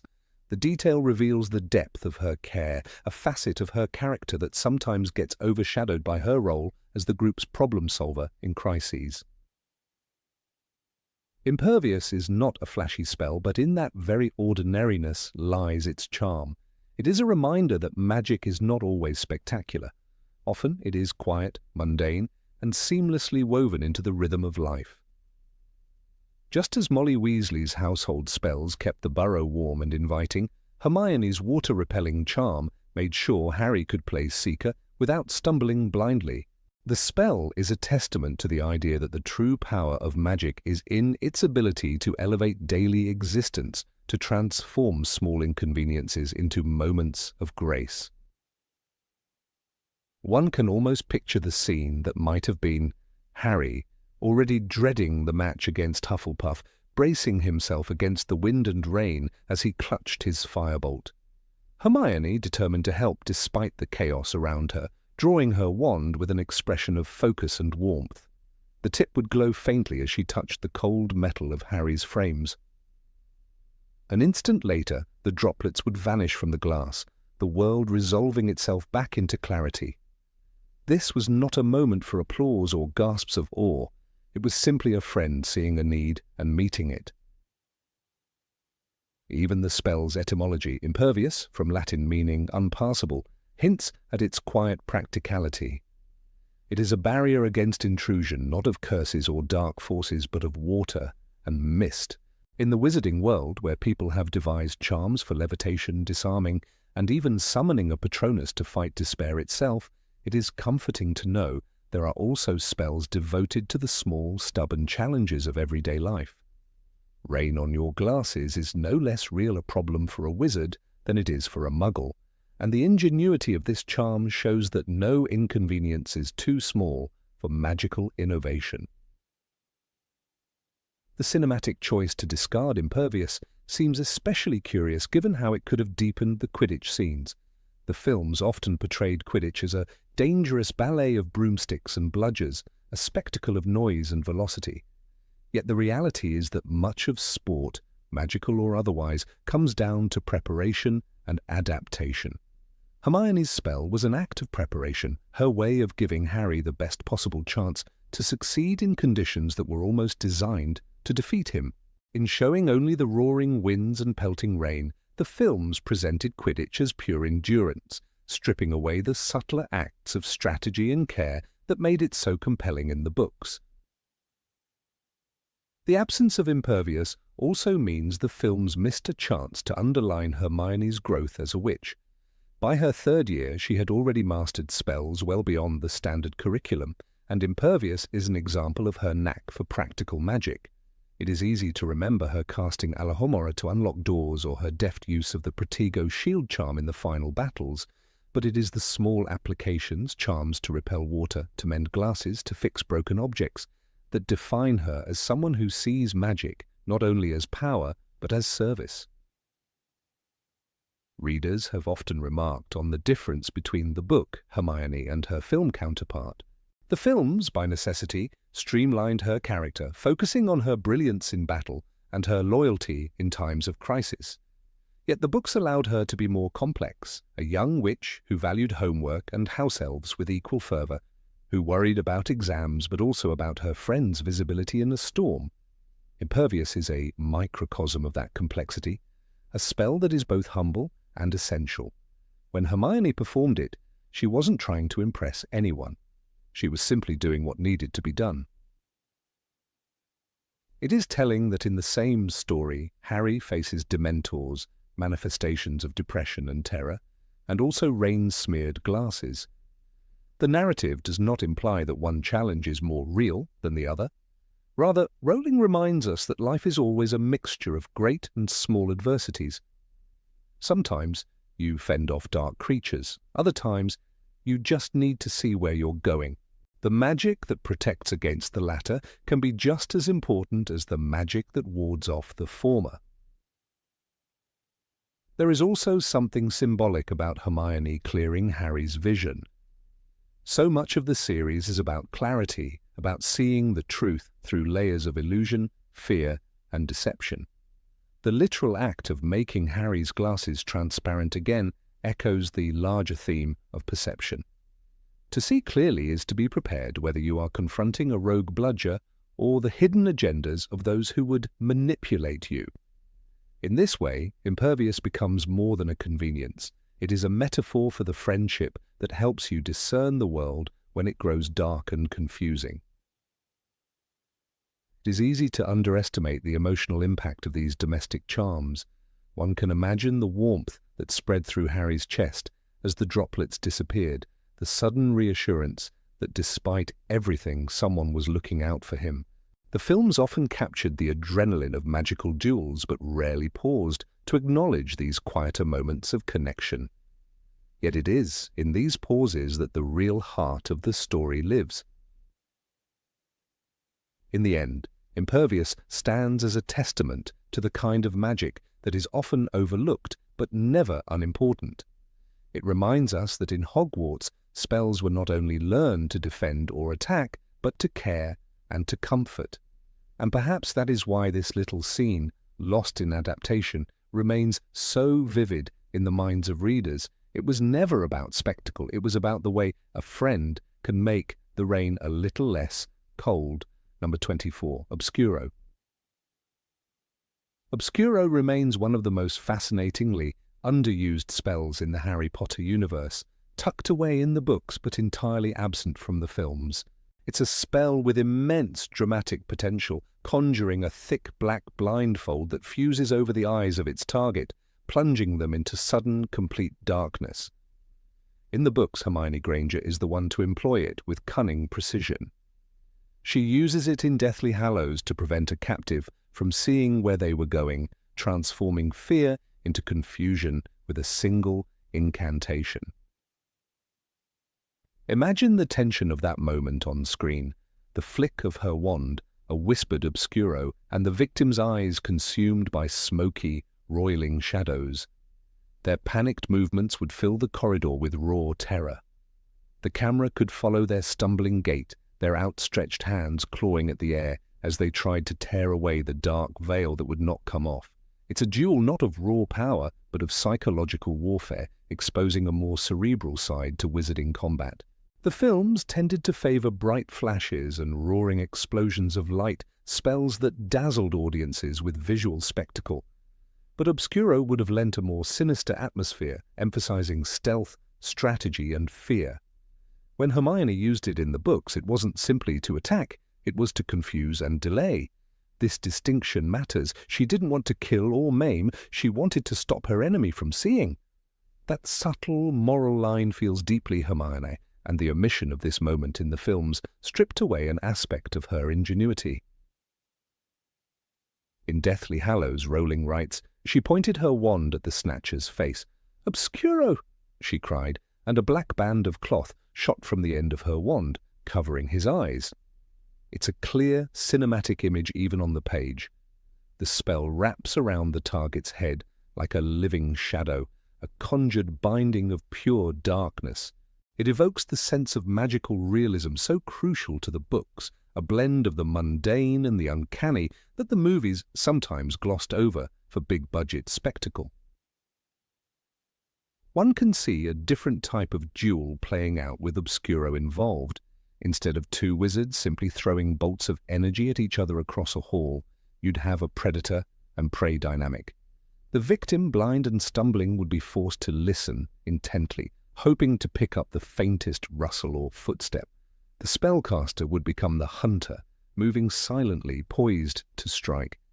Such a duel would feel more intimate and threatening than the wide-angle wand battles we saw in Order of the Phoenix or Deathly Hallows Part 2. Consider the possibilities in Malfoy Manor. In the book, Hermione was held captive and tortured there, but imagine if she'd broken free and turned the tables with Obscuro. Bellatrix Lestrange, eyes burning with fury, suddenly struck blind by the smoky conjuration, lashing out in frustration, firing spells wildly. The scene would become a horror set-piece, the dark manor corridors echoing with manic laughter and curses as Bellatrix staggered, grasping for her prey but unable to see. It would deepen Hermione's portrayal as a witch who uses her wits over brute force. Or think of the Ministry of Magic infiltration scene. In the film, it's a high-speed caper through sterile corridors, but Obscuro would have given the trio more tools to avoid detection. Hermione could have blinded a pursuing official, buying precious seconds to escape. Instead of relying solely on polyjuice or stunning spells, they'd demonstrate layered, evolving tactics, like a real team of rebels fighting a totalitarian regime with guile as much as courage. It would underscore the darker, warlike tone of the last books, making the stakes more visceral. Obscuro also fits thematically with the rising terror in Wizarding Britain. The Death Eaters spread fear through the country. The trio, in turn, must adopt grimmer methods. But Hermione remains Hermione. She doesn't kill. She blinds. She confuses. It is a spell designed not to destroy, but to neutralize.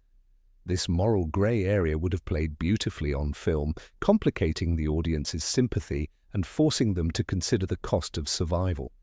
Hermione's use of Obscuro is defensive and pragmatic, showing she will go to darker lengths without crossing the ultimate line. One of the triumphs of Rowling's magic system is its texture and variety.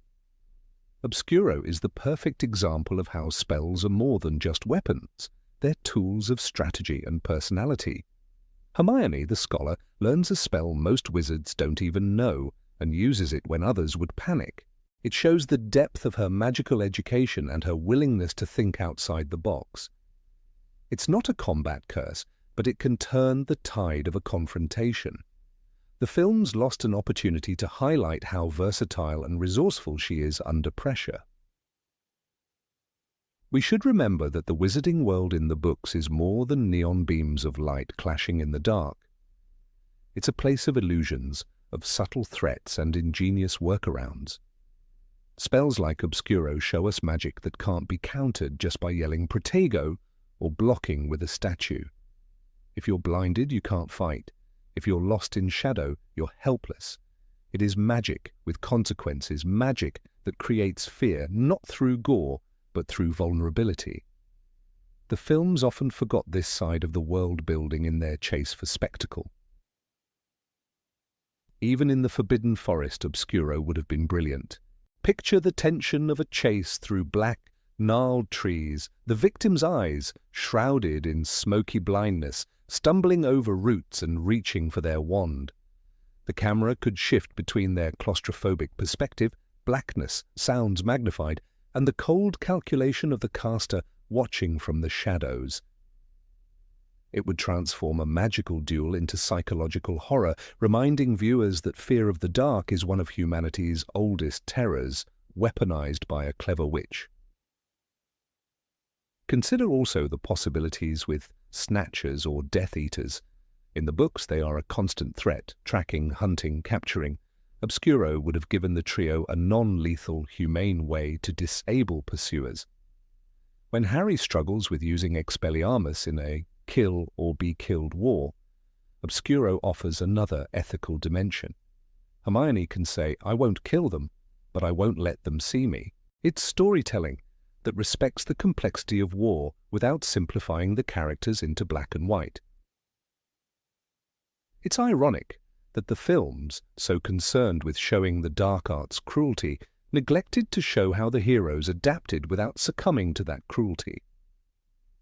Obscuro is the perfect emblem of resistance that doesn't dehumanize the enemy. It's about survival through wit and compassion. Hermione's choice to blind rather than maim says something vital about her character. In omitting that, the films flattened the moral depth of her arc and reduced magical combat to a series of flashy but empty duels. The visual language of cinema is tailor-made for this spell. Imagine the rolling black smoke swirling around a victim's face, the camera closing in on their frantic, darting eyes before darkness consumes them. The sound design alone, heartbeat, ragged breathing, muffled incantations, would sell the horror of sudden blindness. Such a scene would haunt viewers far more than another wand-flash duel in a crumbling castle.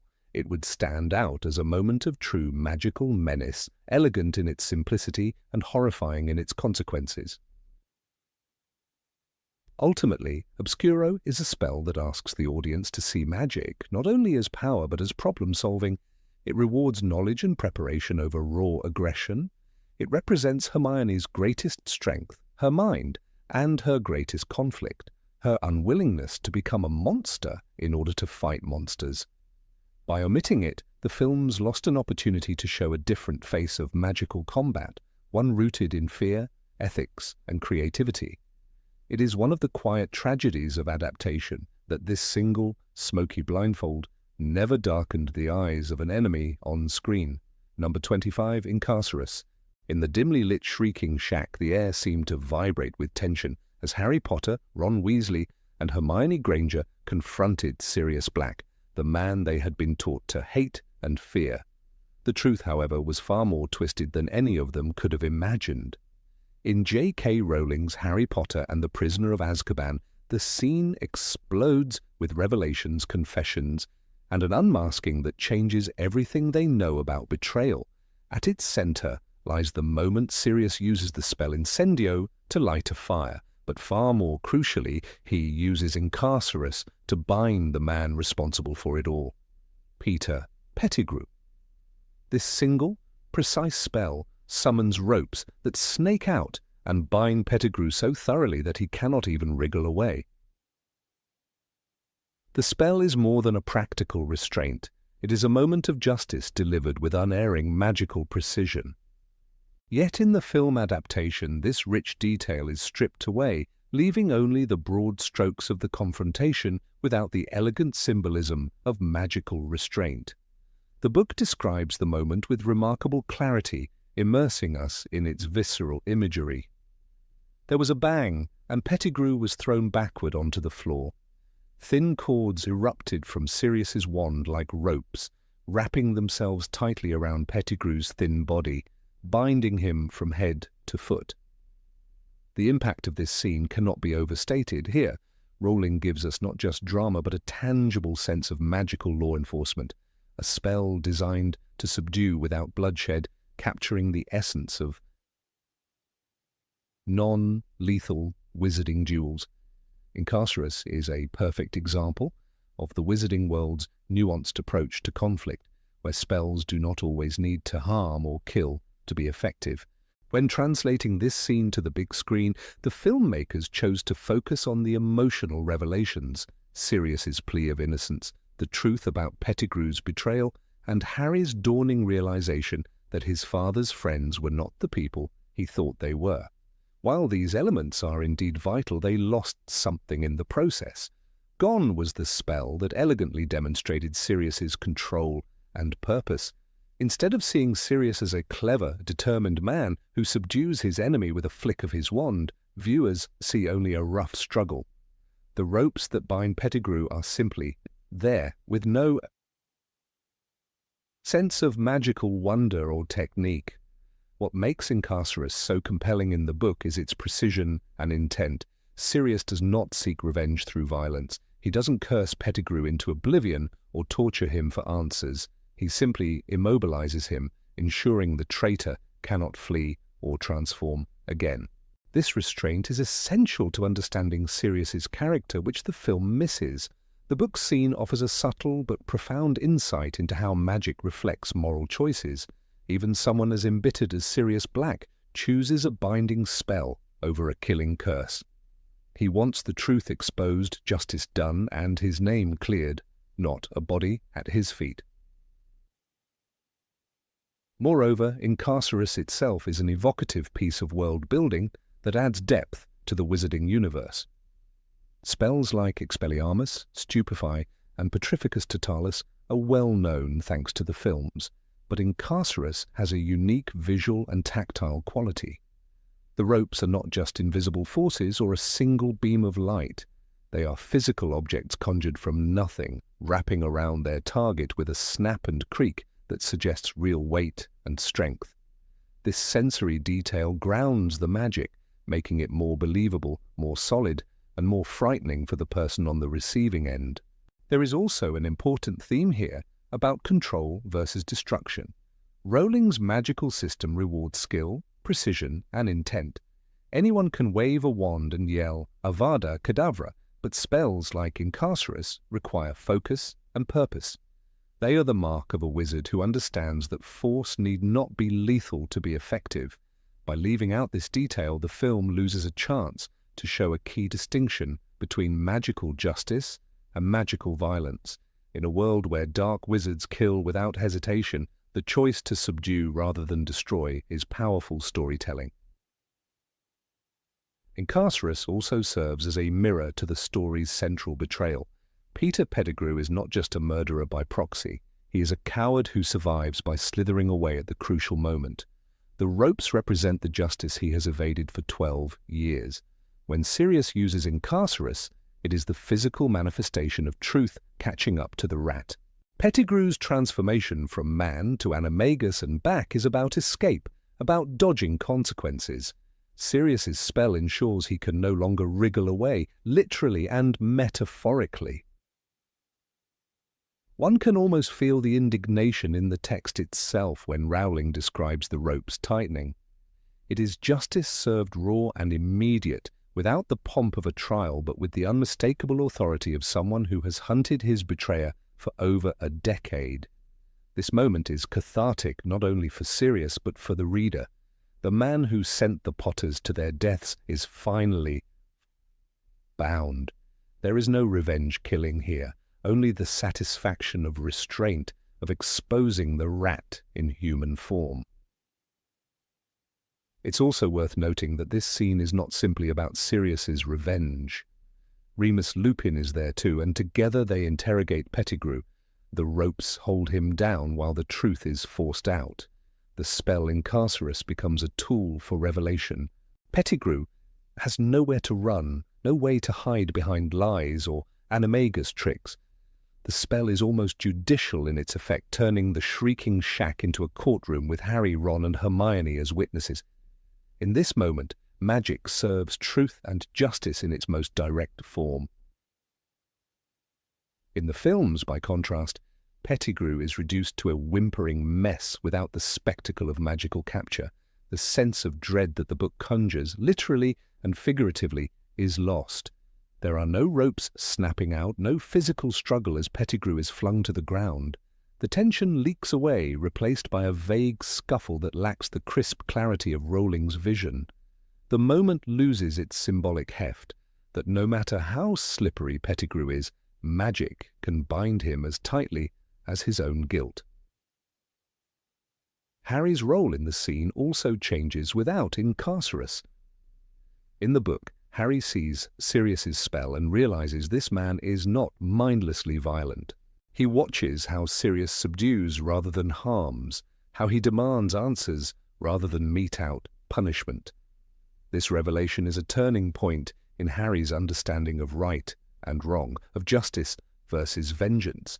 Without the spell, the film simplifies Sirius into a half-mad fugitive, robbing Harry and us of the complexity Rowling intended.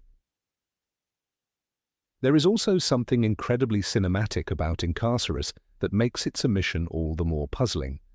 Visually, conjuring ropes out of thin air to entangle someone is striking. It is the kind of spectacle that film thrives on, dynamic, surprising, and clear. Imagine the camera tracking the ropes as they slither through the air, tightening with a harsh crack.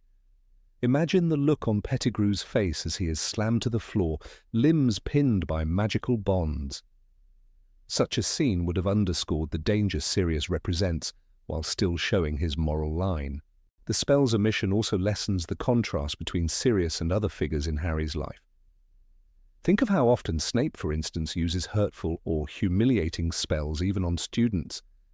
Incarcerus demonstrates a very different approach. Sirius is not afraid of using magic, but he uses it with clear purpose. The film loses that moment to show Harry that not all adult wizards are alike, that there are ways to wield power responsibly, even when you have every reason to want revenge. Rowling's choice of the spell name itself is deliberate and meaningful. Incarcerus calls to mind incarcerate, evoking prison and restraint, not execution. It reflects the wizarding world's layered morality. Even in moments of betrayal and fury, there is room for non-lethal force. It is the difference between law and chaos, justice and murder.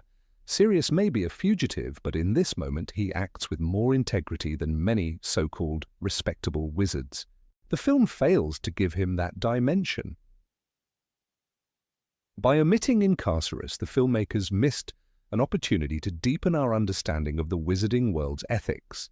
It's not just about flashy jewels or killing curses. It's about a society that, at its best, values the truth enough to capture it alive. The ropes that bind Pettigrew are not just for his body, they are for the truth he has tried to escape. In the book, the spell becomes the perfect metaphor for accountability, for the idea that no one, no matter how clever or cowardly, can outrun justice forever. It's in these overlooked details that Rowling's world comes alive. Incarcerus is not just a minor spell, but a statement of intent, that magic is a tool and its use defines the wizard. For Sirius, it is proof of his innocence in spirit, even as he stands accused by the world. For Pettigrew, it is the inevitable consequence of betrayal. And for the reader, it is a reminder that justice, no matter how long delayed, has a way of catching up in the end. Number 26. Renovate. Few spells in the wizarding world have such an air of playful absurdity as Renovate, but an even more obscure incantation, Renoviter, remains curiously absent from any cinematic adaptation. Tucked away in the margins of magical literature, Renoviter is not the sort of charm that can vanquish a dark wizard or heal a grievous wound. Instead, it serves a homely purpose, driving away irksome magical creatures that tend to infest the corners of wizarding homes, greenhouses, or even the cavernous classrooms of Hogwarts. The charm was briefly referenced in Fantastic Beasts and Where to Find Them, but only in passing, almost as though Newt Scamander himself found it too trivial to warrant deeper description. Yet the very ordinariness of Renovita is precisely what makes it so vivid. It is a spell that tells us something about the everyday life of witches and wizards, a glimpse beyond duels and dark curses into the small domestic vexations that plague magical folk as surely as any Muggle household faces mice or moths. The films, for all their sweeping grandeur, never showed Professor Sprout brandishing her wand against the mischievous garden gnomes that burrow beneath the roots of her mandrakes.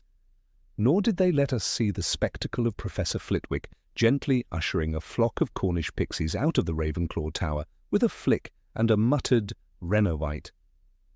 In truth, the spell's simplicity seems almost tailor-made for scenes of comic relief, the sort of moment when a stern professor drops all dignity to chase pests from the rafters. One can picture Sprout in her patched hat, her face flushed pink as she waves her wand and watches a parade of squealing gnomes scuttle into the twilight. There is a small note in Hogwarts, a history, that claims Renovite was the favoured method of head mistress Eupraxia Mole to maintain discipline among the mischievous poltergeists that haunted the attics. Rowling described in the main series how magical creatures caused no end of trouble, even for seasoned witches and wizards. The Cornish pixies seized Neville by the ears and hoisted him into the air. One line in Chamber of Secrets recounts, as Lockhart proved woefully incompetent at controlling them. While Lockhart attempted a flashy Peskipiksi Pesternomi with disastrous results, a humbler professor might have succeeded far more effectively with Renovita. There was no glamour in it, no flourish to impress a class full of adolescents, but it was reliable and unpretentious. That absence of spectacle is perhaps why the filmmakers chose to exclude it, but the omission left a quiet gap in the rich tapestry of Hogwarts life. If one imagines Professor McGonagall, ever precise and unsentimental, raising an eyebrow as a horde of garden gnomes attempted to filch potatoes from the school grounds, the image seems almost too perfect to have gone unfilmed. She would have given a brisk flick of her wand and issued a clipped Renovite, instantly sending the creatures tumbling in a disorderly mass back to the forbidden forest's edge. The charm, according to magical household hexes and charms, operates by producing a soft wave of repelling energy, harmless but emphatic, that most small creatures find unbearable. They leave as quickly as their stubby legs can carry them, occasionally emitting high-pitched squeaks of outrage. Some students, particularly Fred and George Weasley, found great amusement in trying to apply it to Mrs. Norris, Filch's vigilant cat, but were invariably thwarted. It is a peculiar truth about the wizarding world that the most colourful details often exist only in the books. On paper, these tiny footnotes can feel inconsequential, but when conjured into the mind's eye, they take on a life of their own. Imagine Neville Longbottom, determined to prove himself in herbology, bravely stepping forward to rid a greenhouse of doxies with Renovite, only to discover that he had aimed the wand backward and sent himself staggering into a crate of booba-tuber pods.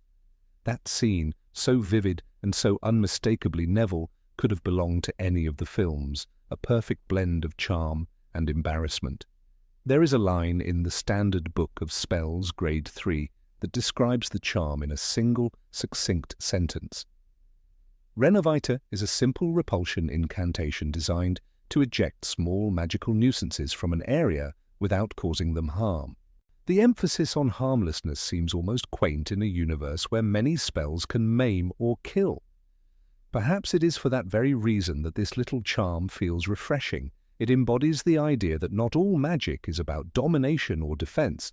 Sometimes it is simply about making life a touch easier. One can well imagine Professor Sprout recounting the spell to her students during an afternoon lecture, her hands caked in dirt, her voice warm and practical. She might have said something like, "There is no shame in needing a bit of help to clear your workspace. Even the greatest herbologists have no time to wrestle gnomes by hand." Had such a scene made it into the films, it would have offered audiences an intimate glimpse into her good-humoured practicality, her belief that even the most modest charms deserve respect. The novels never specify precisely when Renovite was developed, but some accounts claim it originated in the Middle Ages when wizards first began to domesticate magical plants. The need for a gentle but effective method to shoo away pests was immediate, especially in the early Hogwarts greenhouses where pufferpods and venomous tentacula attracted all manner of opportunistic creatures. If the films had chosen to show it, audiences might have seen Sprout pass the knowledge along to Neville, perhaps as she patted his shoulder and reminded him that every wizard, no matter how celebrated, had once struggled with basic charms. In the hallowed halls of Hogwarts, with their 1,000 years of accumulated magic, it is easy to forget that the professors spent more of their days dealing with minor catastrophes than with grand battles. The squeals of pixies in the eaves, the shrieks of doxies in the draperies, the determined burrowing of gnomes under the rose beds, these were the true background chorus of school life. The filmmakers, eager for spectacle, left that chorus unheard, but it thrummed beneath every scene. Renovite was part of that song, a note of cheerful practicality in the often perilous world of wizarding education. When Professor Flitwick was first appointed Charms Master, he is said to have perfected his own variation of the incantation, tuning it to produce a harmonic resonance that unsettled pixies without damaging delicate magical instruments. According to Hogwarts, a history, Flitwick's version was so effective that no fewer than 17 pixies fled the tower in a single, chattering exodus, trailing bits of parchment behind them like blue confetti. In a film, this image would have been unforgettable, a blizzard of mischievous creatures swirling around the tiny professor as he stood triumphant. The absence of Renovite from the films is a reminder that no adaptation, however grand, can capture every delightful corner of a fictional world. Perhaps the screenwriters considered it too minor, a footnote in the long ledger of wizarding spells. Yet in that very ordinariness lies a sort of magic all its own. It is the spell a harried herbology professor uses at dusk, the incantation whispered by a young witch to reclaim her cluttered attic, the simple word that turns chaos back into quiet. For readers, Renovite is a promise that magic need not always be dangerous or dramatic to be useful. Fred and George, naturally, were fascinated by any spell that could cause a ruckus, even a harmless one. In a letter to Ron, they once described an experiment in which they attempted to combine Renovite with a mild stunning spell, reasoning that the two together might produce a truly spectacular effect. The experiment ended, as so many of their experiments did, in a trip to Madame Pomfrey and a stern lecture. They were lucky to get away with nothing worse than singed eyebrows, Ron later told Hermione, shaking his head. It is the small details that grant a story its fullness. Renovator, with its comic utility and unassuming charm, offers a glimpse into the world rolling built beyond the page margins. One imagines the delight of children in the Gryffindor common room, watching Seamus Finnegan test the incantation on a stuffed pixie dummy, only to have it rebound spectacularly. No Dark Lord, no mortal peril, just a boy, a wand, and a classroom moment that would linger in memory long after the danger had passed. In a universe crowded with enchantments that can petrify or obliterate, there is something comforting about a spell whose sole purpose is to send bothersome creatures scurrying. Renovite is a testament to the idea that magic, at its heart, is about the simple desire to shape the world into something tidier, kinder, more manageable. One cannot help but wish that the films had found room for a few precious seconds to show that sometimes the most endearing spells are the ones that do nothing more than keep the garden gnomes in their place.